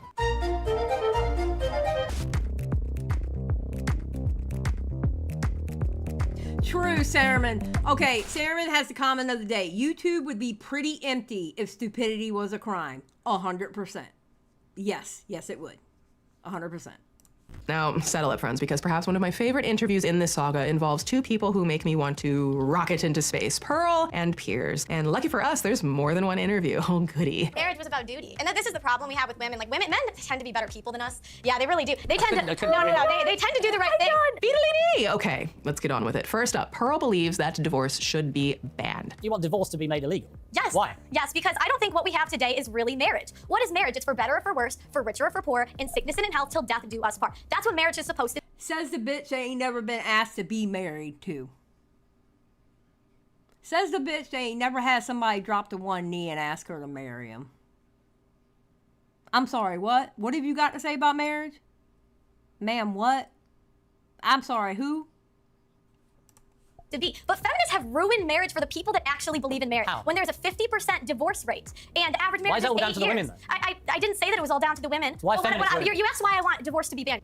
Why am I doing this to myself? Listen, first of all, I have to ask a question that I never hear asked. Why in the someone so devoted to the concept of marriage solely based on how it was first created? Listen, I don't have a problem with people who want to get married and that is like the healthy decision for them. I don't have a problem with that. That's not what this is about. But have we learned nothing from Bailey Sarian's Dark History episode on the origins of marriage? Do you not know that marriage was originally a construct that was created by deeply flawed humans an Earth time ago where lifespans were like that long, generally as a means to trade women as property to be owned and fully controlled and not— Yes, why do you think the father gives away the bride? Hello? That's when women were treated like livestock. That's where the gives away the bride comes from. That's why dowries were paid, because they were paying for their wife because their wife was treated like fucking cattle. Duh. Duh. Grinder, thank you for the 5. Happy Friday. Happy Friday to you. Not have a voice or a platform. Pearl, you would be thrown to the wherever the stones, I don't know where they threw people way back in those days, but Pearl would be there, okay? She wouldn't have a platform, she wouldn't be able to speak. So your marriage would be set up by your father, who wanted to marry his daughter off into a family of wealth and status, because it would make the family look good, and that's honestly what it was all about.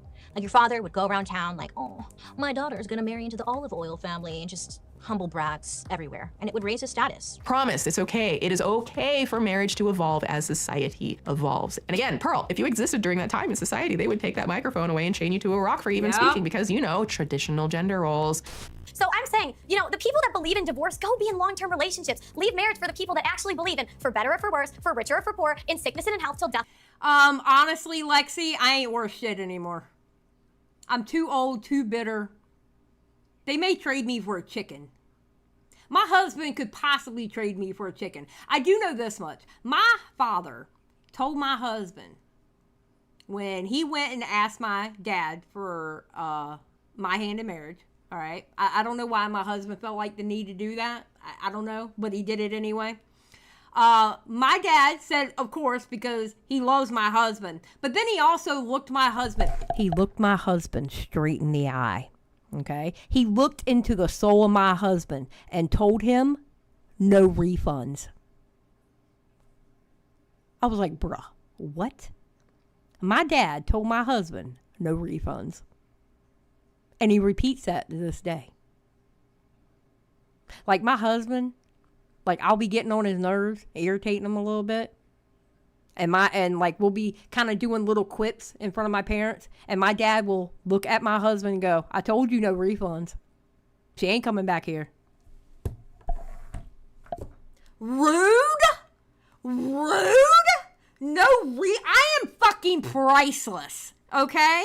How dare you talk about no refunds like I belong in the 5 and dime or something? Rude. My father is rude. So they're talking about no refunds. I see you.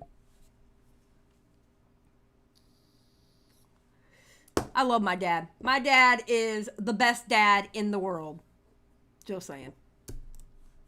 Okay, another question, and pardon me if I'm stating the obvious, but who in the actual whole grain first rate believes in divorce? I've never heard anyone say, you know what? I believe in divorce. That's why I'm getting married, so I can become miserable and get divorced. That's what I want for my life. Genuine question, because every wedding I've ever been to and every post I've ever seen, when people get married, most often it's because they believe in marriage, not in divorce. When you find the man you want to get married to, are you saying you will be with that man whatever happens the rest of your life? Yes, for the vows that we're supposed to live. How do you know you can keep them? I mean, look, I think it's a choice. And that's the thing, like women are so willing to leave marriages because they're not happy. This is not about happiness. The most important thing is the children. And the problem. I hate her. Okay, so it's not about happiness. Well, here's the problem.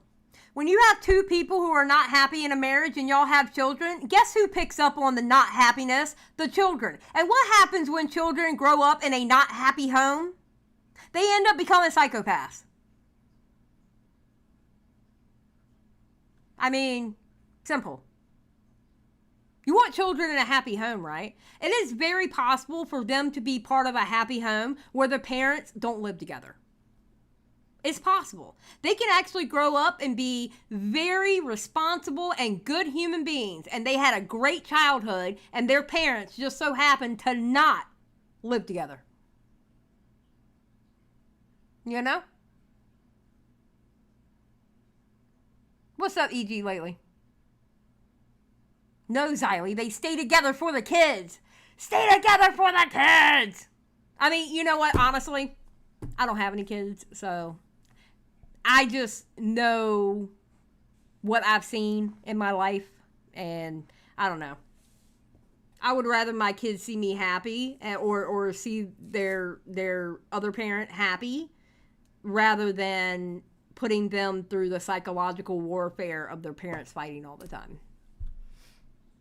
Problem is we have a modern society where it's me, my feelings, leave when I feel like it, instead of doing what's best for the kids. First of all, Pearl makes the fatal debate flaw here of assuming that all marriages result in having children, which is factually incorrect. But before that, Piers asks her a simple question. How do you know you can keep the vows? And Pearl says, how do you know you can keep them? I mean, look, I think it's a choice. And that's the thing, like, women are so willing to leave marriages because they're not happy. This is not about happiness. and there it is. Pearl says sticking to your vows is a choice, and happiness doesn't matter. So I'm just gonna mention the obvious, DV, it's right there. I mean, yeah. According to the National Library of Medicine, quote, according to the CDC, 1 in 4 women and 1 in 7 men will experience physical V by their intimate partner at some point. I'm gonna be honest. I think it's more than 1 in 7 men. I'm gonna be very honest with you. I wouldn't doubt if it's actually like 1 in 5 men instead of 1 in 7, because most men, when they are in a DV situation, they do not talk about it. It's starting to change, and men are starting to be more vocal about it. But I believe that number is probably higher for men because of the social stigma of you got beat up by a girl, or why are you being such a puss, you know, why are you complaining you can't get hit by a girl, you know, stuff like that. So I believe that number is actually higher for men, but the thing is a lot of men, because of the social stigma, does not talk about it. So yeah. During their lifetimes. About 1 in 3 women and nearly 1 in 6 men experience some form of SULV during their lifetimes. Now, again, as someone who has survived DV at the hands of both an intimate partner and a family member, the very suggestion to me that divorce should be illegal when a minimum 25% experience DV in their relationships is reprehensible. And to double down on it when statistics are brought to your attention is, in my opinion, verging on unforgivable. I think we should ban divorce too. Yeah, I think that should be banned. Yes. Okay, well, that's a little bit silly. You have to acknowledge that, right? No. So banning divorce means... She can't argue it. She can't argue it. When Ethan Klein kills you in a debate, there is something wrong. You need to go back and get your numbers straight. That when you decide to get married, you are not allowed by the government to leave your significant other in any situation. Mm-hmm. Yeah. I just think that if you want to leave, you just shouldn't get married. So that's just my opinion. Right, but like... But what if you're already married, bro? I'm sorry. Listen, listen, if your ass wants to get a divorce, I don't care if it's because he keeps leaving the toilet seat up, or she won't do anything with her car or whatever, or she's, I don't know, whatever. If you want to get a divorce, it is your right to get a divorce. Okay? No matter how petty or how serious it is your right to get a divorce. It is between you and that other person. It ain't nobody else's business. Well, except for the judge who has to write out the court decree and your lawyers. But you know what I mean, as far as like personal people. It is between those two people. He did. He dog walked her. He really did. I agree, Ninja. I feel like Pearl is just a rage baiter, 100%.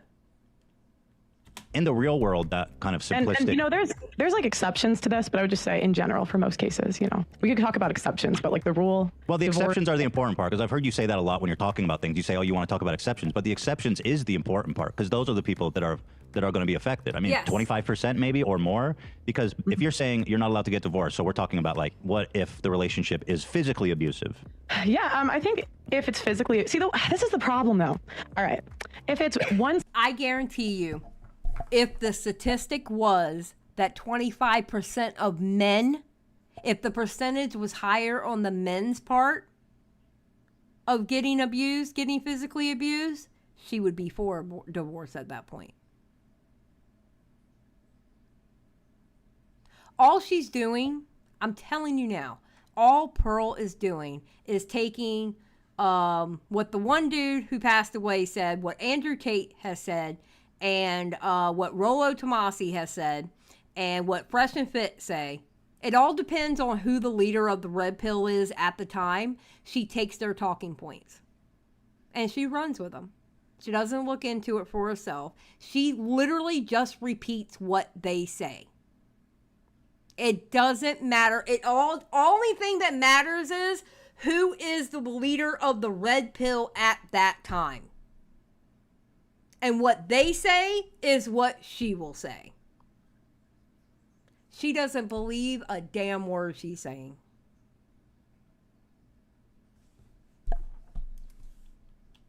Decided physically abusive. Okay. Fine, divorce. We can allow divorce for those exceptions, but like I've even talked to people that work at like abuse centers, and they say that the majority of abuse is mutual. So it's not just one side's hitting the other. It's like mutual. So surely that's not every time. I think. Well, guess what? If they're mutually being abusive, they need to get a divorce. They don't need to be with each other because they're hurting each other. Okay, easy fix. Boom. Okay, there we go. I don't care if it's one-sided or both-sided. If somebody is hitting somebody else, they need to separate. They don't need to be together. Period. I think you have to press charges in criminal court, not family court. So only if your significant other is tried criminally are you allowed to leave the relationship. Tried and found guilty criminally. Yes. And again, these are real people with real lives and real violence that often results in life or death situations. And I know because that's how it was for me. Life or death. I just happen to be lucky enough to have survived. Base your relationship off your parents' relationship. And if you watch your mum or your dad constantly belittle themselves and constantly let themselves get walked over, you're going to let yourself get walked over. You know what and especially if you're their gender, because it's more likely to be the woman, you're going to think, oh, it's okay if What do you mean it's more likely to be the woman? Because, like, domestic violence, you're more likely to be domestically abused. It's actually most domestic violence is two-sided. Like, a lot of girls claim domestic violence, but they hit first. Okay. And you're actually more likely to be in a domestic violence, where if it's one-sided abuse, like women are more likely to be more likely to hit men one-sided than men are to hit women. False. Quote, over 1 in 3 million, 35.6%, and 1 in 4 men, 28.5% in the US have experienced R-word, physical V, and or stalking by an intimate partner in their lifetime. Now, y'all know I am a vocal person when it comes to the fact that male victims exist and should be taken just as seriously as any other gendered or 100%. non-binary victim, but we have to be accurate. Here's something from the UK. Quote, whilst both men and women may experience incidents of interpersonal V and abuse, women are considerably more likely to experience repeated and severe forms of abuse, including SV. They are also more likely to have experienced sustained physical, psychological, or emotional abuse, or V, which results in injury or death. And those are just reported stats, which means the percentages are likely much, much higher. I don't know if Pearl has ever experienced DV. I certainly hope not. But when you feed the world with the absolute catastrophic take that divorce should be illegal, meaning someone who files for divorce should be a criminal. Wait. Maybe that's what happened to Myron. Okay, put your tinfoil hats on for a second. Okay, we're going to do a little sidebar. I'm squirreling. All right, I'm sorry. I'm squirreling for a moment. All right. Myron from Flesh and Fit. Maybe that's what happened to him. Maybe that's why he hates women so much.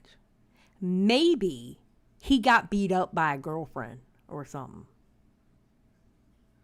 Maybe that's what happened to him. Think about it.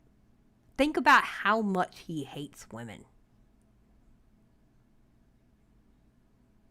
Maybe that's what happened to him. Could have been in high school, college, you know? Maybe that's what happened to him.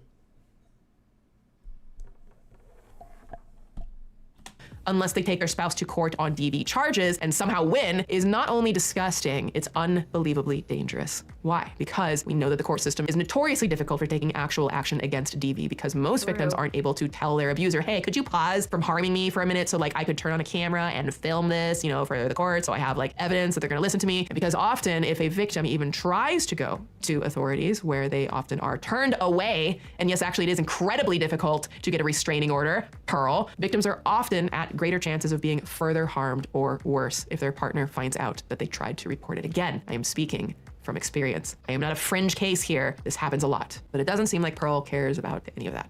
She don't care about shit. All right. Wait, what is this? Nope. Okay, Nick Fuentes, we're gonna see. All right, I need to see this. Just Ballinger things? What the hell? Community, so it may never end.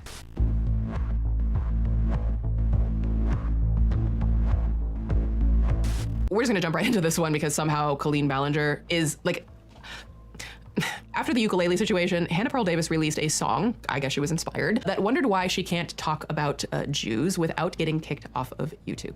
Why can't we talk about them without getting... When she put that up, I swear, when I watched it, because I remember seeing it on Twitter and I remember watching it, I was thinking to myself, oh my God, Pearl, who did you make this for? Who did you... No, she's serious. Grindr, she was serious. She was serious. Now, mind you, she rubs elbows with Nick Fuentes. She rubs elbows with Fresh and Fit. And if you haven't seen Myron lately on Twitter, he pretty much tells you how he feels about Jewish people and black people. He, yeah, it's not good. She rubs elbows with Andrew Tate, who has also expressed how he feels about black people. And I don't know if he's expressed Jewish people. I don't know about the Jewish people, but I definitely know black people. Yeah. Who was your song for, Pearl? Like, what? Oh, she deleted it with the quickness. Kicked off of YouTube. Now, I'm not saying he was a good guy, but I kinda wanna know why. Now there's all these conspiracy theories, and the more they talk, I think maybe they're right. But I can't even listen to the convo. I can't even have the conversation. She said, I know there's these conspiracy theories, and I kinda think they're right. Pearl! Pearl! Oh my God, Pearl.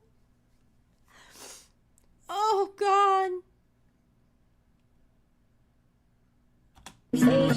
Without getting canceled by the left and the right. It's July 2023, and Hannah needs... And it's... Oh, and notice, it was dedicated to Nick Fuentes. Pearl, who was this video for?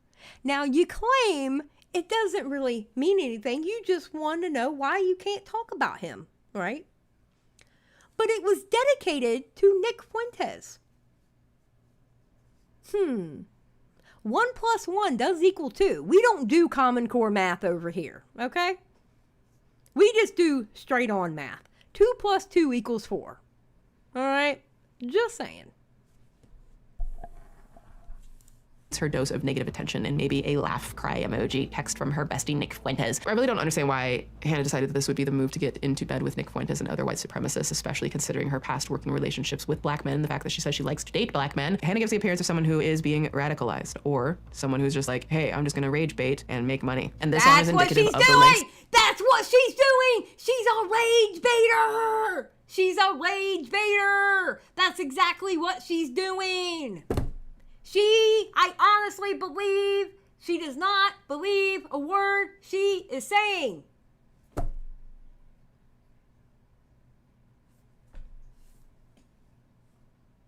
Someone like Hannah will go to truly be accepted by some community somewhere. Perhaps the most classic part of this isn't just the fact that Pearl deleted her own video a day later. It's that she went on Piers Morgan right after, thinking somehow that would be a good idea. Then I wake up the other day and I see this thing that's trending involving you doing this song. And I couldn't really believe what I was watching. I didn't know, why did you find it funny? Huh? Did you find it funny? I mean, you know the backlash to it. I mean, you know the situation is bad when I was cheering on Piers Morgan with this interview. You know it's bad when I'm cheering on Piers Morgan. Because he was perfection in this interview with Pearl about this. He was perfect.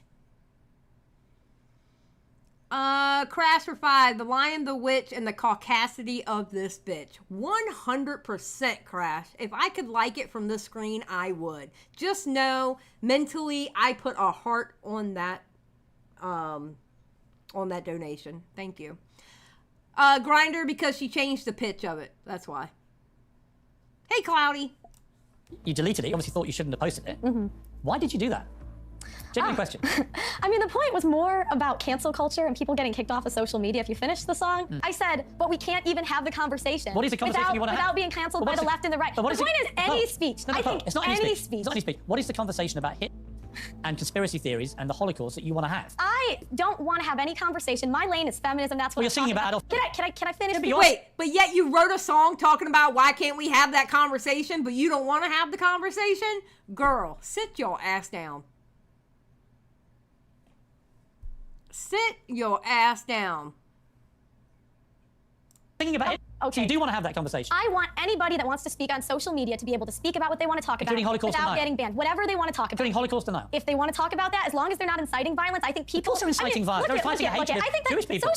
Social media is the new town square. And in a Twitter spat that will remain one of my favorites of the year, Pearl and Piers battled it out. And I'm not even gonna read these because honestly, after I wrote my whole script, I then went after and watched Jay Aubrey's video as I was doing my makeup to film this. And like I just immediately wanted to say that like I'm just gonna play a clip from his video because his dramatic reading is too perfect not for me to not include. Jay Aubrey's video was good.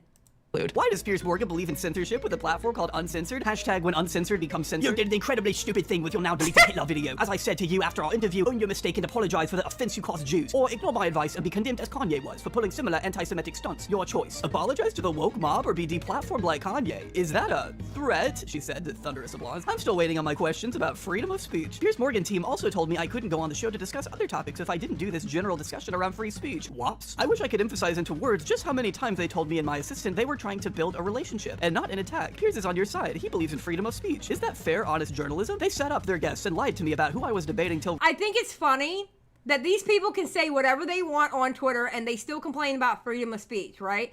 But it's a freedom of speech. Listen, freedom of speech goes both ways, all right? You can say incredibly ignorant shit out of your mouth or out of your Twitter fingers, and I get to call you a stupid heifer. I get to say you're ignorant. I get to pull out facts and show how ignorant you're being. That's called freedom of speech. It goes both ways. If somebody says something, you're allowed to say something back. Freedom of speech is both ways. Just saying. Shit. Right before and falsely defamed me as anti-Semitic. I'm not anti-Semitic, but the word "but" should never come after a statement like that. Now, I've mentioned quite often that I believe Hannah. Yes, the word "but," because if you're going to sit there and say that and you put a "but" after it, guess what the "but" does? It negates the beginning of your sentence. Same thing with "however." Okay? It negates it. Hannah is a grifter, and that's not exactly a hot take. Many have and will call her the female Andrew Tate, and that's pretty accurate. But I want to propose something else. Hannah Pearl Davis is the female Ollie London. For those who don't know, Ollie London went viral many times over for being a white man who received hundreds of thousands of dollars of plastic surgery to look like Jimin from the K-pop group BTS, a Korean man. And it didn't work at all. Nowhere close. It did not work. Was a bizarre publicity stunt, allegedly, that Ollie took in wildly dramatic directions many times over. First, he claimed, like Rachel Dolezal before him, then he claimed he was now a trans woman and began receiving more surgery to look like Rosé from the girl group Blackpink. But then Ollie, a public atheist, suddenly took a sharp turn into Catholicism and announced that he was detransitioning in October 2022. By August 2023, he released a book about his detransition called Gender Madness, and along the way, he suddenly became a right-wing talking head that was vocally against trans rights for news outlets. That's a grifter. Ladies and gentlemen, that's called a grifter. That's called a grifter. I see where Swoop is going with this. It's like Fox News and others across the world. It was a sharp, sharp turn, and in my opinion, one of the most blatant examples of Syntharis, you can detransition? Yes, you can detransition. Yes, you can. You absolutely can. of a grift imaginable. My team and I have been working off and on an Ollie London doc for a long time now, and eventually we'll drop it on the world when Ollie really needs to, have a Swoop doc. Thankfully, almost everyone seems to realize Ollie's very damaging rhetoric is also a bad grift and doesn't seem to take him very seriously. The same can be said for Hannah, whose sharp pivot into this type of language, superior. And that's why she doesn't make money anymore. Just Pearly Things, there's a reason why I haven't talked to her. Oh my God. There's a reason why I haven't talked about her in a long time. There's no need to. She's cooked. She's done. The people who are left listening to her are stupid. There's nothing else to say about Pearl. Honestly. She's cooked. People in her own sphere even tell her to shut the hell up now. Nobody wants to hear her anymore. She doesn't make nowhere near the money she used to. Nowhere. Not even close. Superiorist language is just as dramatic as Ollie's, though interestingly has been the subject of a lot of ire. What you pointed out is that we're really facing a crisis of societal conscience, where someone like Pearl, who engages in hate speech, and actually the irony is she's complaining about being canceled, and yet she's on your platform. She has millions of viewers on the internet and on social media, and she's complaining about being canceled. The crisis is that this is what is profitable now. This clickbait, this type of racial incitement is profitable on the internet. And I'm sitting here, I'm listening to Pearl. I don't know if she's just plain stupid or she's actually quite intelligent and knows that what she's doing is so sensational that it's going to make her a lot of money. But I want to... That's what I think. I'm going to be honest with you. That's what I think. I think she knows. I think she understands social media enough to know what to grift off of. And Red Pill was real big at the time she was riding that wave.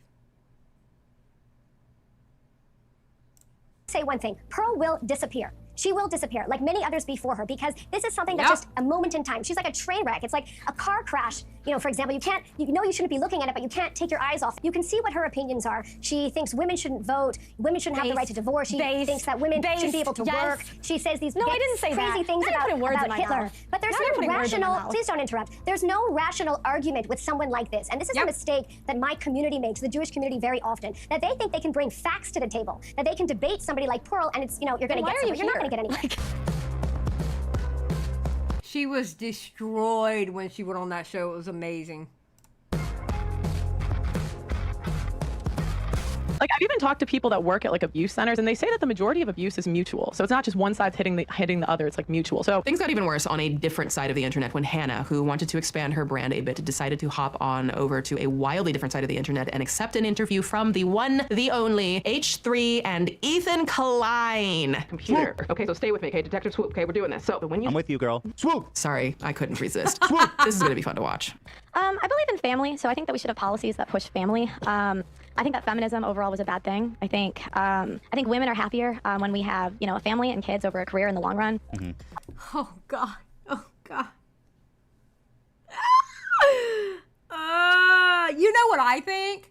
I think if you're the type of woman that want a family over career, then yes, that would be your happiness. But if you're the type of woman that wants a career and you don't care about having a family, well, then that's your happiness.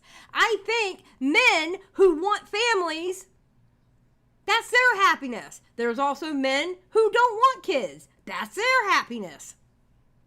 I think happiness is for individuals. It's not like all women want to be barefoot and pregnant in the kitchen.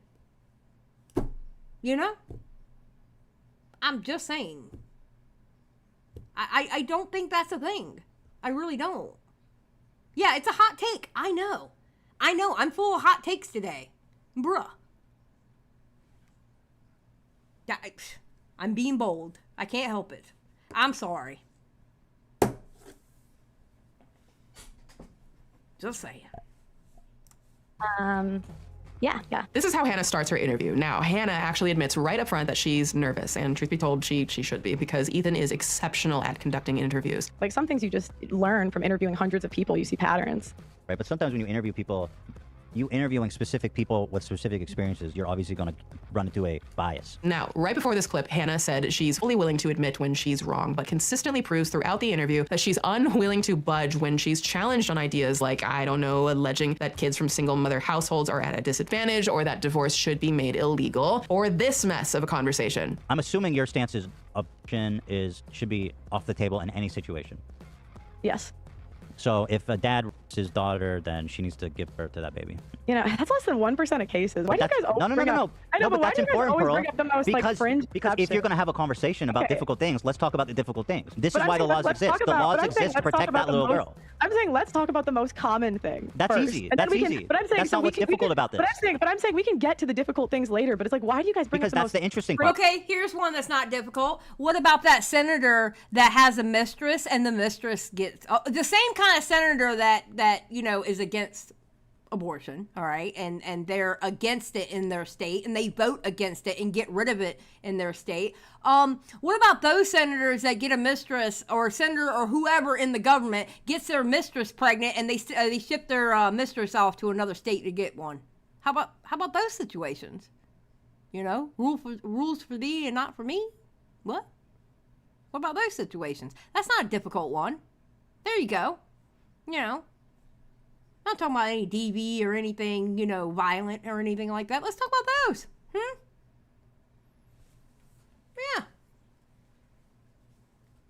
Or like, you know, the politicians that think that being gay is a sin, but then they get caught in an airport bathroom. Just saying. Just throwing it out there. You know, don't mind me. Just saying. I'm telling you, the law is there to protect on those fringe cases. I'm saying, why don't we start with the majority of Didn't we just do that? Crash. I know. Crash. I just saw what you typed in the chat. Crash, I'm gonna need you. God. Crash, I'm gonna need you to behave. Okay? All right? I don't need you to behave, Crash. I just saw what you typed in the chat, and I refuse to read that out loud. Okay? Bruh. Jesus, Lord have mercy. Oh. You think, okay. Now, I don't think I need to argue the ethics of forcing a child to give birth after she's been SA'd by her father. I was SA'd as a child by a significantly older adult, but I was lucky enough to not have even had my first period when that started, so I couldn't be impregnated. Not every harmed child or individual is that lucky. Crash had his own Destiny Razor moment. Very true, Ann Stan. He really did, actually. He really did. That was literally his Razor moment. And this in particular is not up for debate in the comments. If someone is watching this and wants to debate that, I'm not the one. But back to it. As Ethan himself puts it, a lot of this conversation revolves around the two of them arguing in circles, with Hannah often answering portions of the question she wants to answer while ignoring the key components Ethan has framed within his own question. He does all the time. But yeah, they're both irresponsible. That men do not have the choice I understand to not what you're saying, and but women, yeah. But then, okay, whatever. We're arguing in circles a little bit. Let's talk about abortion then, since you're against abortion. As I'm sure you've seen in my docs or other videos, this is a really common but disingenuous way for bad actors to respond without responding. But what's interesting is that she actually seems to acknowledge that directly within her answer here. Like, Hannah is well aware that she's not answering the questions, and no matter how armed with facts she claims to be, she is fully willing to quintuple down on the takes that are making her the most money. But it's like, I used to read actual slave accounts, and I was surprised how many didn't say bad things about their owners after they were free. And it's not to say, like, slavery was a horrible institution, but I can't talk about that fact without getting canceled. I can't say, hey, these slaves had a good relationship with their owners without getting canceled. Because it's not true. Because it's just not true. Oh my God. Oh my God. Oh my God. Dear God. I hate it here. I hate it here. I love the video, Swoop. Great video. It's just Pearl just absolutely irritates the shit out of me. Oh. It's not true. George Washington was not a father figure to his slaves. Well, if you look up, like, I think it was Booker T. 47, let's see, 47 of George Washington's slaves tried to escape. Hey, George Washington was so good to his slaves. Do you know he didn't always have wooden teeth? You know how everybody talks about the wooden teeth that George Washington had? Did you know that he actually went through periods where teeth were taken out of his slaves to be put into his mouth? They weren't always wooden. You know? Yeah. Yeah. So, just saying, just throwing it out there.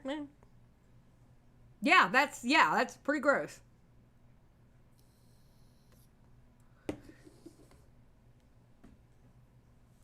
But I'm asking, like, why are you bringing this up when that's not really what my channel's about? I can only ask you things about. This is interesting. I want to ask you about it. But I can only ask you things in a confined space? You can, but you understand how that looks to me. It's like you're just trying to pick out every single. Listen, Pearl. To be fair, to be totally fair, you could just say, "I don't think slavery was embellished." Like you were just that's talking super about. easy. That's a layup for most people. I was quoting a book. That's the crazy part. I was quoting a book. Stop it. Pearl, I don't care if you were quoting a book. When you made that statement, you said it like as in you think slavery was embellished. But your ass got caught and you got thoroughly. Oh my God. They thoroughly canceled her in that one part of the manosphere. They canceled her because not only did she have Nick Fuentes on, but she was talking about how slavery was embellished. Oh my God. That was her sentence. Get some help. I think she may have quintupled a little too hard in the wrong direction against the Black Manosphere guys because... Who's that? Yeah, so Thomas Sowell is an author who talks about the history of slavery. Oh, do you agree with that premise that slavery was embellished or no? I think that there are parts that are under embellished and there are parts that are over embellished. I think it just depends what we're talking about. That's so interesting. I would love to know too, just how slavery... Oh my God, she's so stupid. She's so stupid. I'm telling you, she's a grifter. She does not believe a damn thing she was saying. If she actually believed, okay, if she actually believed in her heart of hearts that slavery was embellished, then she would be able to give you examples of why she thinks it was embellished.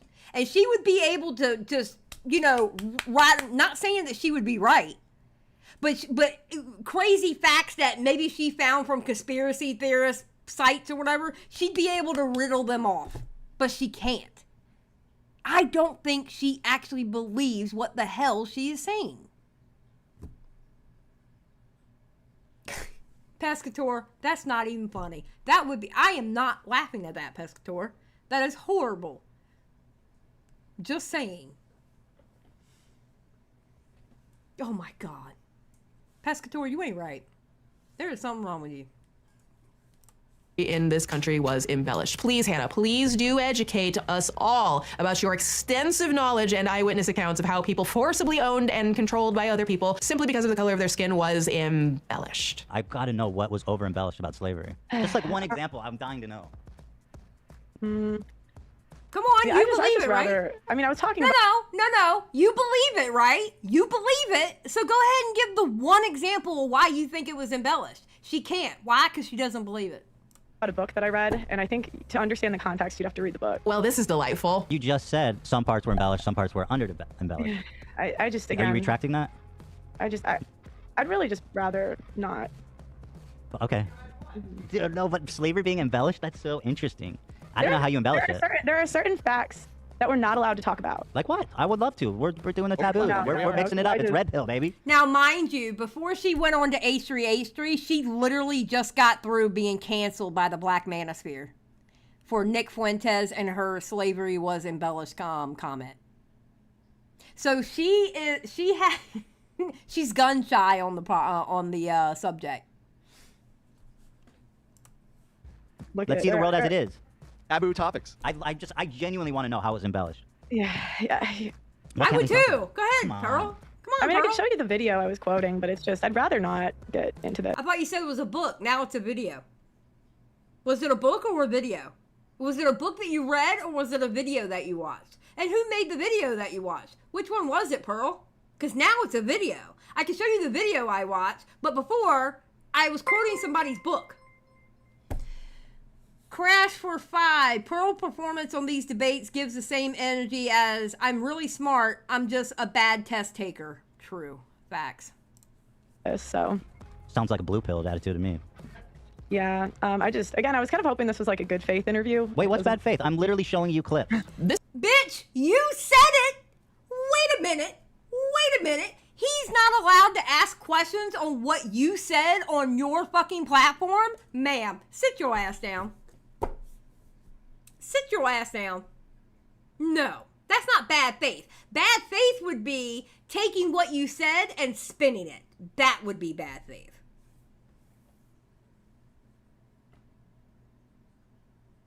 Oh yeah, I don't care. Listen, their manosphere, as soon as you tell me a content creator is manosphere, I don't care anymore. You know what I mean? I don't care if they stick up for her. They're idiots. You know? They're idiots. This is one of the most wild slip-ups I've seen maybe ever on any podcast, any YouTube video, and even in the hollowed halls of Ethan Klein's interviews. Hannah Pearl Davis explicitly reveals in this interview that she believes slavery was embellished to some degree because some slaves had good relationships with their masters. I think that certain slaves had good relationships with their owners. Not all, maybe not most, but I think some did. And that just... and there are accounts of... So that's an embellishment of all of slavery? What? She's so stupid. Sometimes I question, did the parents pay off the college to let her attend? Like, did they pay it off? Like, did they, like, slip the monies to the dean and was like, listen, my child needs to go to college. She's not going to make it in a state college because I can't pay them off. But you're a private college. Can you let my child go to college here, please? Is that what happened? Because she's really stupid. Good God. Accounts of them saying this. So, some slaves had good relationships with their masters. Therefore, slavery was embellished. You know how this is going to go for me. Like, I don't know why you're doing this. You know I can't have this conversation without them painting it a certain way. Well, just own it then. Just do it. Just say what you want. You know what I mean? Just be red-pilled about it. Sidebar, but this is actually some she has said before, too, so this isn't a sudden pivot. Would you say George Washington was a real man? I don't know enough about him. You guys don't you don't know George? Wait, really? UK, like, you don't know about George Washington? Yeah, fair enough. I just think, like, if someone's a great and powerful man in history to the point, like, they're talking about him hundreds of years later, he didn't have any kids, but... Did he own slaves? What? Did he own slaves? Yes. George Washington? Yeah, he did. Yeah, no real man to me. I'm just saying. No, it's actually interesting. He had a different, like, he inherited his slaves, and it wasn't as simple as he could have just, like, let them go, because the debt that's incurred on them, like, you can't just release them. And so his slaves actually, like, he had a really good relationship with them, and they considered him like a dad. I can't stand ignorant. Girl. That's a fairy tale. That's a fairy tale. Karens who conveniently ignore the psychological and systemically racist context that American slavery did to the minds of slaves. If there are instances, far and few as they realistically are, of slaves thinking of their owners as fathers, why the f might you think that is, Pearl? Could it be the psychological trauma bond of forced servitude, where you're denied education, resources, and access to your own freedom, family, and autonomy, where your only choices are A, you either obey your master and feign gratitude, or B, you're whipped, sold, or hung in a tree? Might that be a reason, Pearl? But back to H3, Ethan tries to get her. Or like, I believe it was Robert E. Lee, he used to brine his slaves, where basically they get cut from either being whipped or hit or whatever, and he would pour brine on his slaves. But yet there is a myth that they like to push here in the South that Robert E. Lee was so good to his slaves, and they push it really heavy in the South. But he literally would brine them. Do y'all know what brine is? The amount of pain that would come from that is astronomical.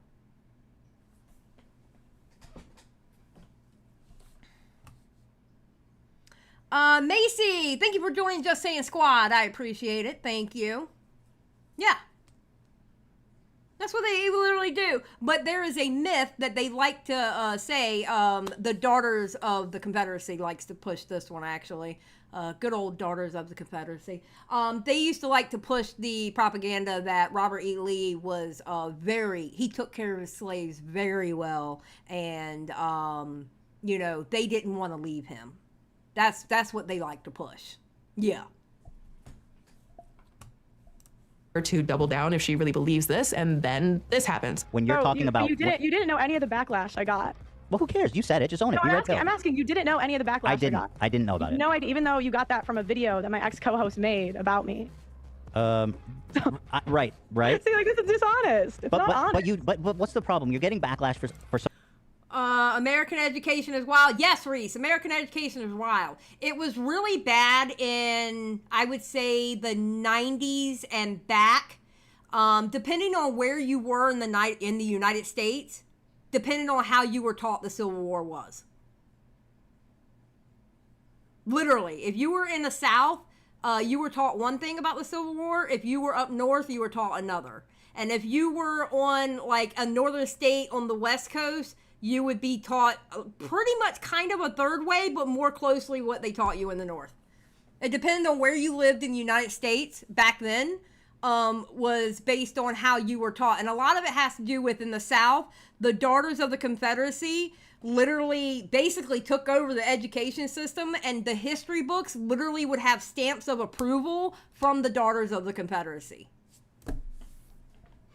And that's why the heritage, not history, it comes from them. Or, excuse me, it's heritage, not hate. That, it came from them. Yeah, and it's mainly depending on where you grew up at, on how you were taught. I didn't learn a lot of the truth about the Civil War until I hit college. And I was like, that's not what I was taught in school. What? I was like, Abraham Lincoln did what? He almost didn't what? He did what? I didn't get taught that in school. I got taught a lot of things about the Civil War that they taught me the opposite while I was in school. Yep.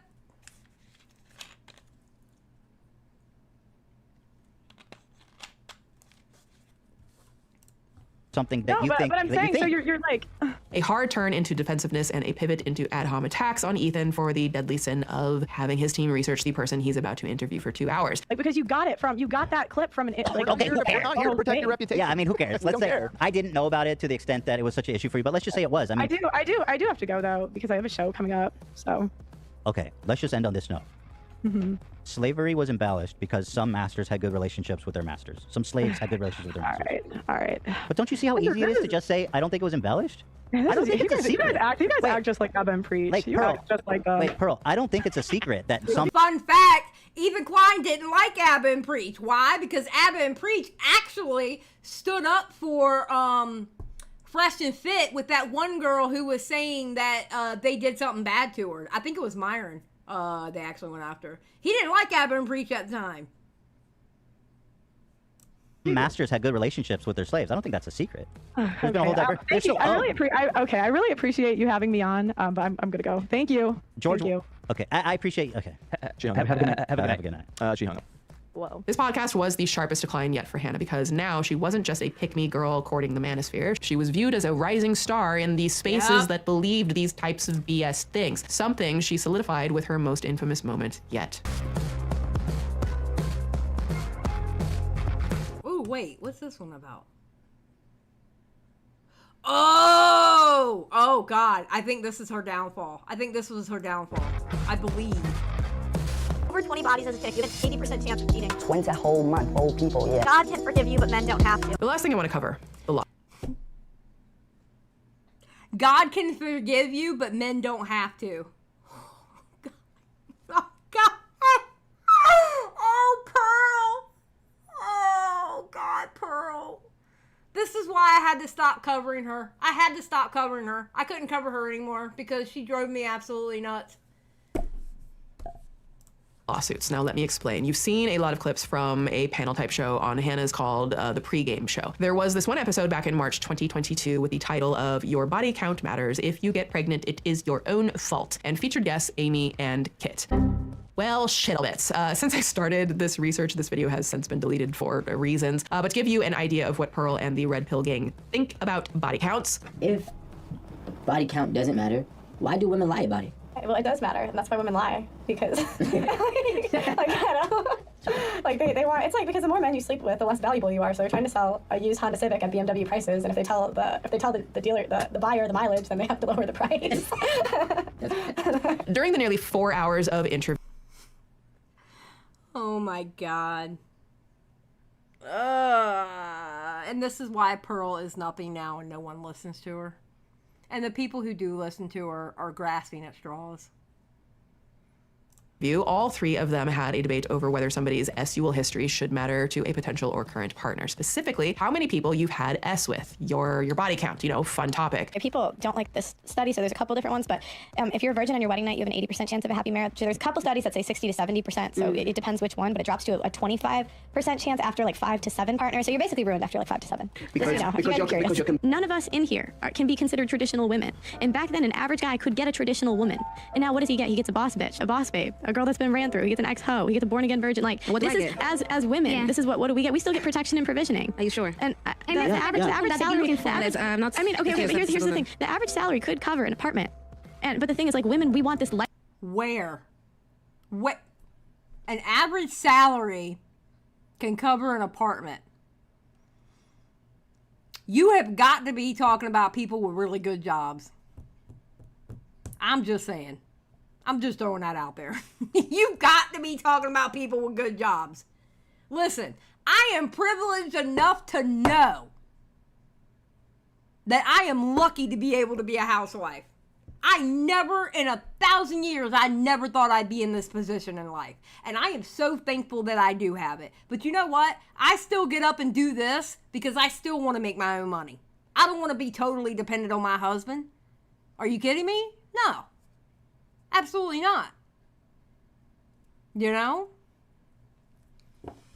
Whew.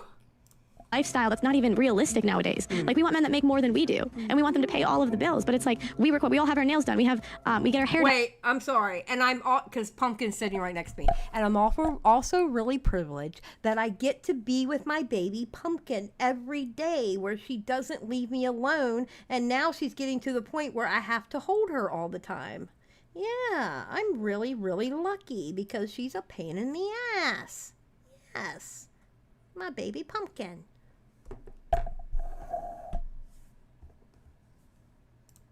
We have makeup. We have all of this stuff that costs money because we want this lifestyle. And I've had girls come on my show and I say, would you date an average guy for companionship? But you would have to go down in lifestyle. And they say, no, we're addicted to lifestyle. Everything would have been fine if Hannah hadn't decided to cut the interview up and market it with titles like Debate, Should Men Be Blamed for Leaving Women Who Gain 50 Pounds, Feminists versus Pearl, and Delusional Feminists Think Men Have It Easy. Shockingly, Amy didn't appreciate Hannah referring to her as delusional and actually claimed that by Hannah doing this, it had irrevocable effects on her personal life. So she sued Hannah. Hello, my name is Amy, and I am taking legal action against online content creator. Oh, wait, I didn't know about this. Wait a minute. What? Ooh, hold on. I didn't know about that. Chrissy, thank you for the $1.99. I appreciate it. Pumpkin is not innocent. I know you are not sitting here spreading lies and propaganda in my chat about Pumpkin.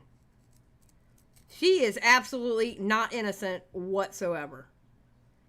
And neither are the other two. Okay? Just saying. Feminists versus Pearl, and Delusional Feminists Think Men Have It Easy. Shockingly, Amy didn't appreciate Hannah referring to her as delusional and actually claimed that by Hannah doing this, it had irrevocable effects on her personal life. So she sued Hannah. Hello, my name is Amy, and I am taking legal action against online content creator JustPearlyThings. Candace Braithwaite taught me that silence can never be misquoted, and so for the past year, I have remained silent, dealing with this privately and outside of the public eye. I have no choice now but to come forward because I need help raising funds for the next part of my case. Before I share my story and some context around why legal action is necessary, I want to make it clear that I won't be attacking Pearl, who I will be referring to by her legal name, Hannah Davis.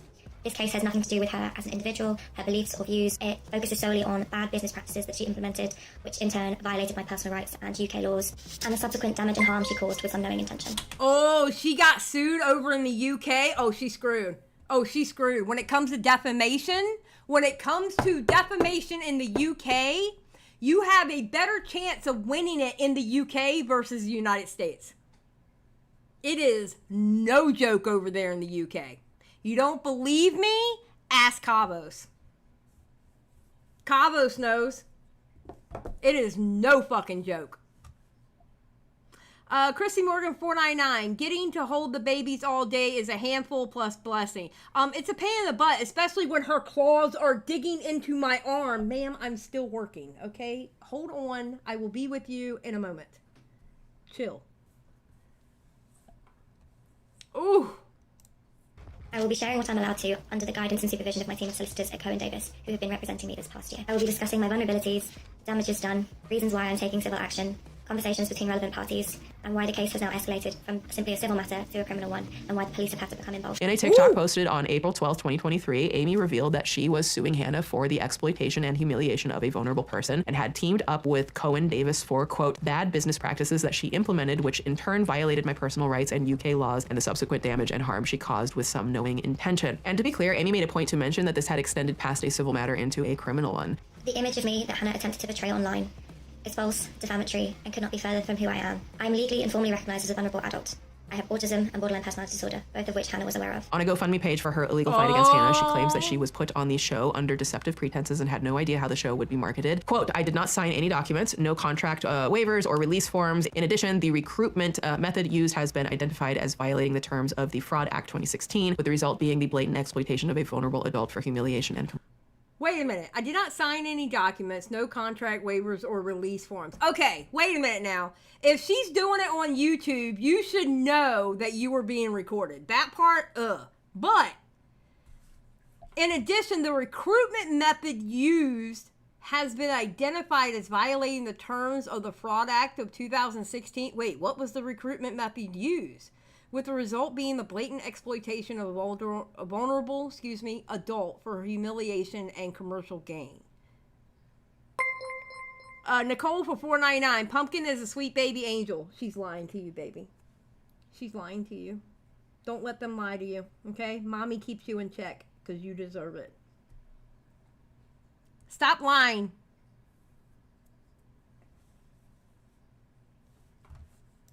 Commercial gain. All of this is pending and therefore is alleged, but it's worth noting that this isn't the only legal action Hannah is currently involved in. I talked around this earlier, but one of the other big reasons the Black Manosphere turned against her is because of a bombshell video released by her former co-host, Sarah Garvey, in March 2023. Oh my God, she was so close to taking him down.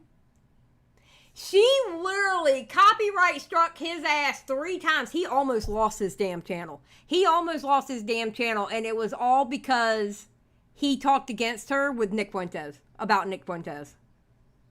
And he was a big reason why she even got into the Black Manosphere. Where he alleged that Hannah Pearl Davis has a colonialist mindset and compares her business to a plantation. The more I worked with her is the more that I saw. She had a colonial type viewpoint when it came to black people.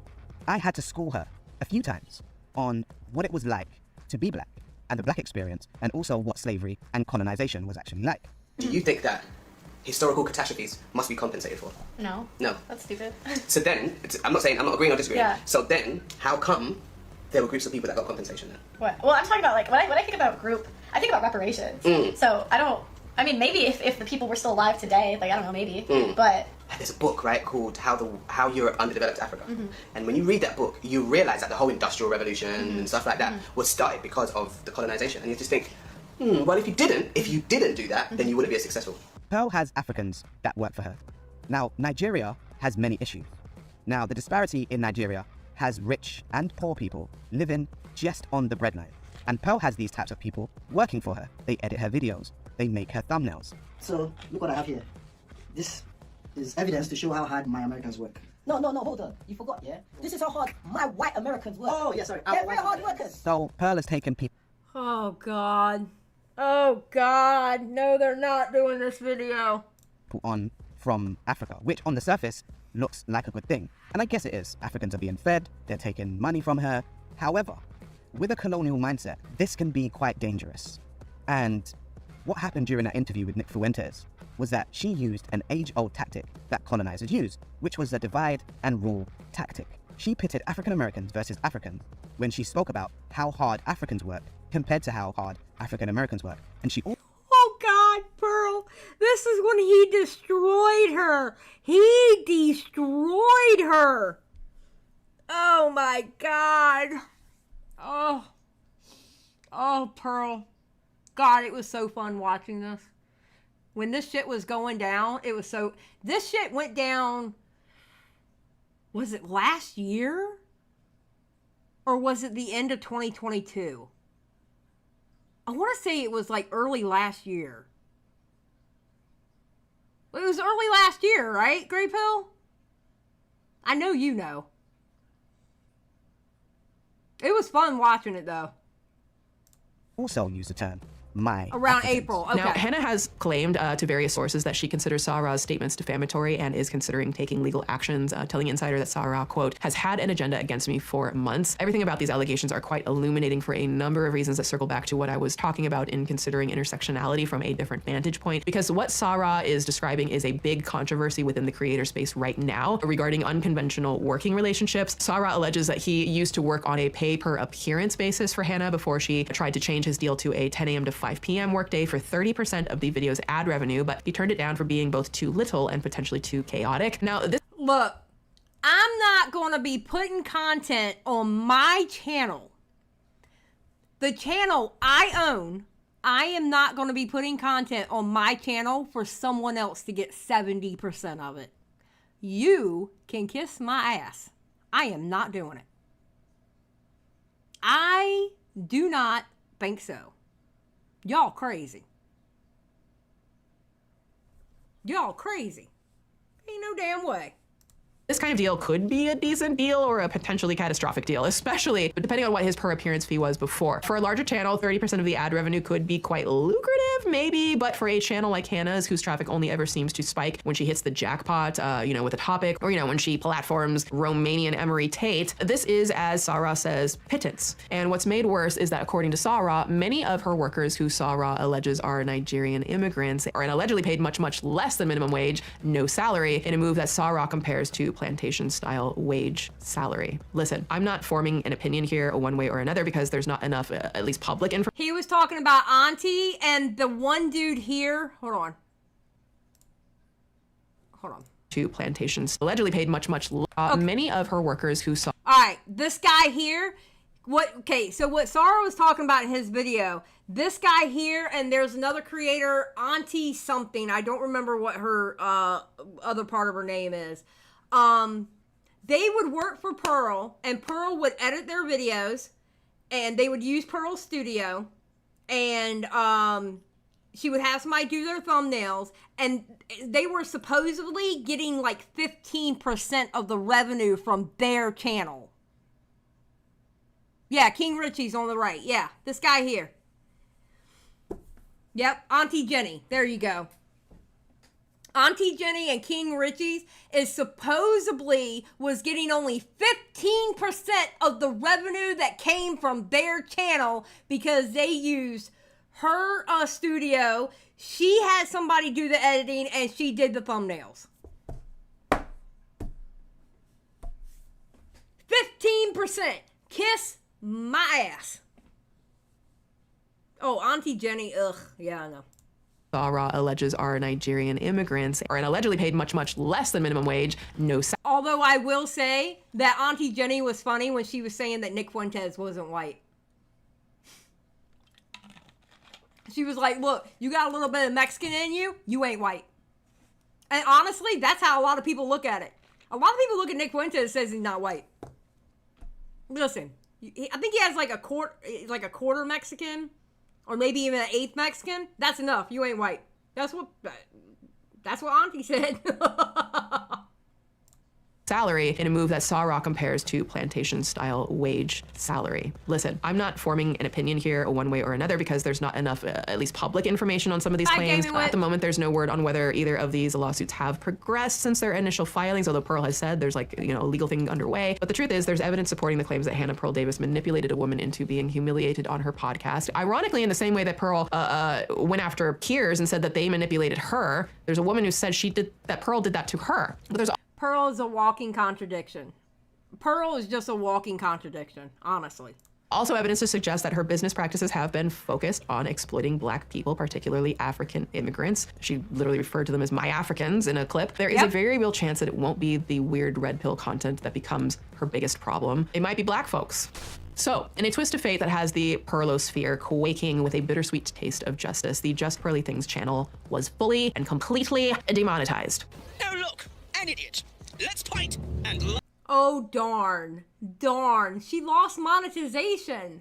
I am so sad for Pearl. Let me hop on Twitter and at Team YouTube to tell them to fix it. Oh my gosh. I feel so bad. Yeah. I laughed. I completely laughed. In an oyster shell, she made street interview content asking 15-year-old inappropriate things and then blasted said 15-year-old in many clips online. Winner, winner, f your dinner. And while the rest of the non-pilled world celebrated, apparently so did Pearl. So I think that getting demonetized was the best thing that ever happened to me. Sure, Pearl. Listen, y'all can watch this video in full if you want. It's newer on her channel. It's basically Pearl trying to say that losing her main source of income and the ability to pay her team was a blessing, blah, blah, blah, blah, blah. So when I got demonetized, I was... Yeah, guess what? She's moved back to the United States and moved back in with Daddy. And she's got a big old studio out back that Daddy built for her. Forced to stop the shows, which I hated doing anyways. I was also forced to, I liked him in the beginning, but by the end I was done. And I was also forced to downsize, which was really hard. I really didn't want to do it. But it was like the smaller we got the last couple of months, it was like less stressful on me. And I was looking back in hindsight and I just thought this probably is going to be, it was really hard, but it's probably going to be the best thing that ever happened to me. Well, I think that most of us can be thankful that Pearl has less stress in her life and most of her content wiped off of the internet, allegedly. No, this time Pearl made a video for her YouTube channel called These Girls Are So Clueless, which has since been taken down, but in which she interviewed multiple people, including 2 underage girls with invasive questions about their sex life. Even had the parents of the girls reaching out asking her if she could please take down the video as it was inappropriate, which she ignored. Now, beyond this other... Oh God, that's what happens when you play with fire. There are other things like Pearl tried to start her own network, the Audacity Network, where she employs other potentially misogynistic creators or conspiracy theory people who spend their time digging at women and, you know, just everything that you would expect it was going to be. I'm just honestly, just throw it all away at this point. I'm done. Oh, child, I am exhausted. Right, I think we need a bit kitties. of a kitty palate cleanser, and then I will conclude with my final thoughts. And let me tell you, the last line of this doc is it's pretty fire, okay? Because I think it's something. Gray Pill, thank you for the 99¢. I appreciate it. Thank you for the sticker. Everything up, at least what I'm thinking. The billing department, though. The billing department is thriving. Look at the babies! Honey, they give me so much joy. Oh my gosh. Okay, remember. She got 3 black kitties. I love her little kitties. They're so cute. Remember, you can grab your pieces from the Penn University Valid Collection and All right, let's get to the final thoughts. Bam. in the description or go to meundies.com/swoop to get 20% off your first order plus free shipping and treat yourself, honey. You deserve it. Here's the thing. I've already said a lot of my thoughts on Hannah Pearl Davis. As it stands, Hannah offers permission to hold misogynistic views just like Andrew Tate, but with the added bonus that Potato Tot could never have. She's a woman who tells young men they're superior and that it's okay to demand submission from other women. And she's also a woman telling young women that this is a great way to get popular. Have a the good fact day, remains, Grinder. men don't seem to want to pick the pick-me Pearl, beyond using her as a way to promote their misogynistic ideals. See, women, here's a woman who thinks y'all should submit to our every will. It's like, and that's why you don't become a pick-me. Because you know what happens to pick-me's? They get used. And I don't care in what facility you are trying to be a pick-me. Whether it's, you know, for sex, or whether it's to be part of the boys, or, you know, online, pick-me's normally get used. That's why you don't want to be a pick-me. Be yourself. And if the people around you don't like you being yourself, then don't be around those people. Like the classic and pathetic tactic some racist people try to use. Well, I have a black friend, I have a brown friend who said it's okay for me to rampantly use these slurs. So there, you know. The question is, how long will Hannah be the cool girl before the internet tires of her and moves on to the next big thing? Sure, she might make a few bucks, but her wealth has nothing on Andrew Tate's. And ironically, according to her own narrative, she really shouldn't be earning money anyways. Like, she should be at home in the kitchen serving her man. Exactly. That she doesn't yet have. And that's not a dig. She just... It's true. I mean, Pearl, shouldn't you be looking for a husband so you can be barefoot pregnant in the kitchen? I mean, because that's what you're supposed to be doing, right? Why are you out here giving people your opinions? Do what they say over there in the manosphere, over there in Red Pill, and shut the fuck up. And find yourself a man. And be a wife. Because what you're doing is totally against that. Nobody cares about your opinion. You're a stupid woman. Why do we have to hear about your opinion? That's what you preach, right?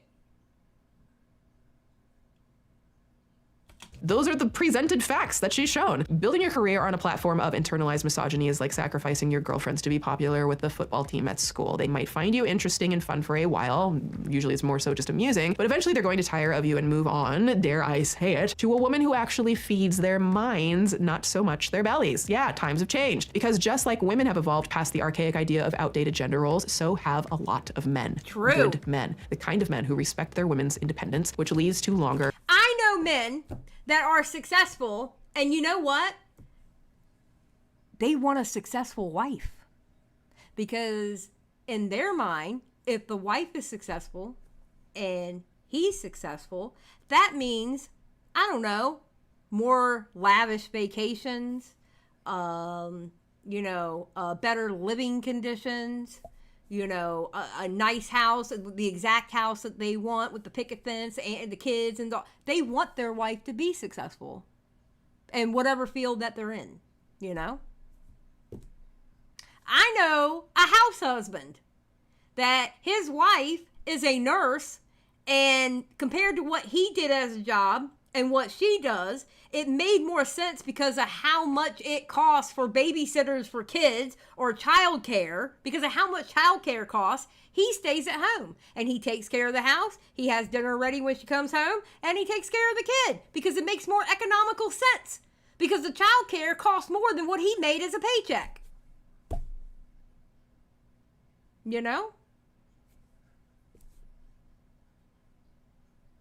I mean, damn.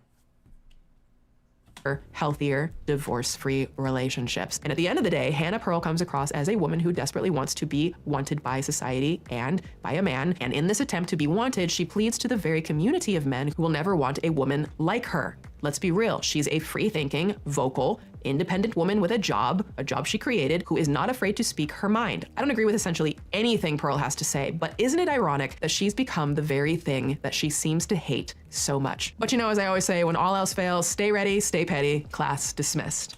Period. Period. With a T.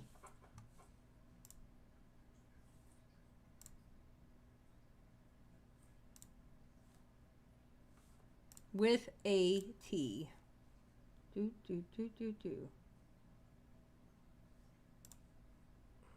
Okay. Let's see. Hold on. Let me skip this ad because we're about done. But yeah, that was Swoop's video. I didn't play all of it, so you can. I played most of it, but you can go back to like the Nick Fuentes part or whatever. Yeah, I've been waiting on Swoop to talk about Pearl for over a year now. Oh my God. I'm so glad she did. I am so glad she did.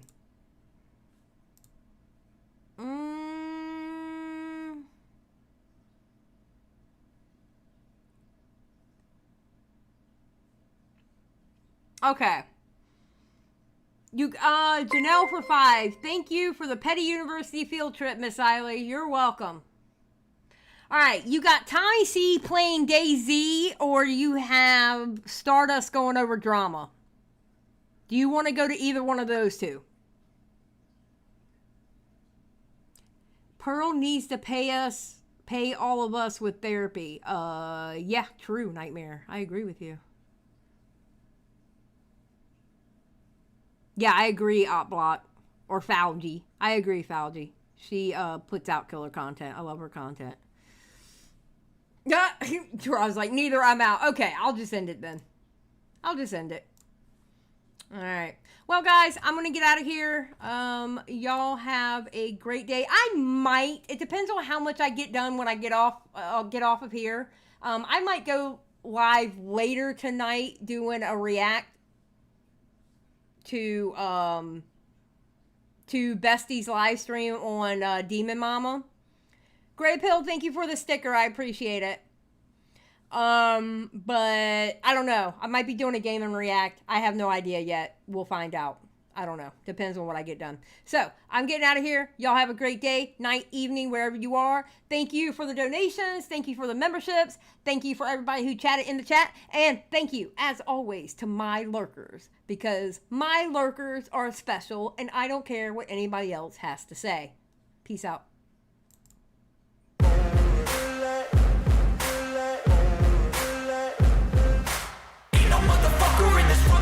Like me, open up your eyes and insert a little rising. You don't have to love me, you don't have to like me. Got enough love in myself, in my psyche.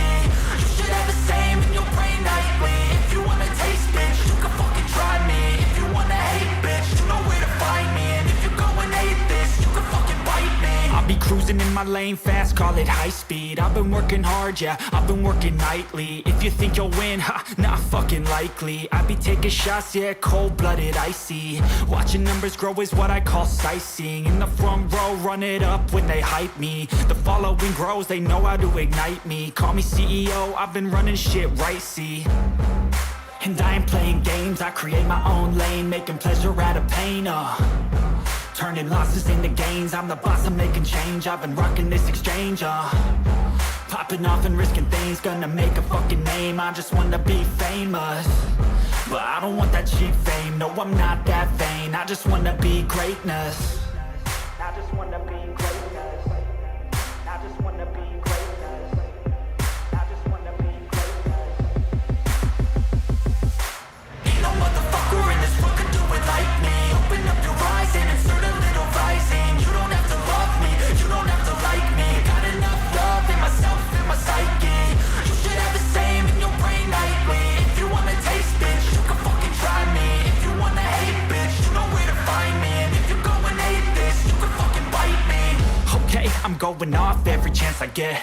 I don't really take a loss, well, I'll admit. That's why I'll make it to the top, yeah, I commit. And no, I'm never getting lost, I get after it. Investing in my own stock, cause it's faster than any crypto hits go, let me spend.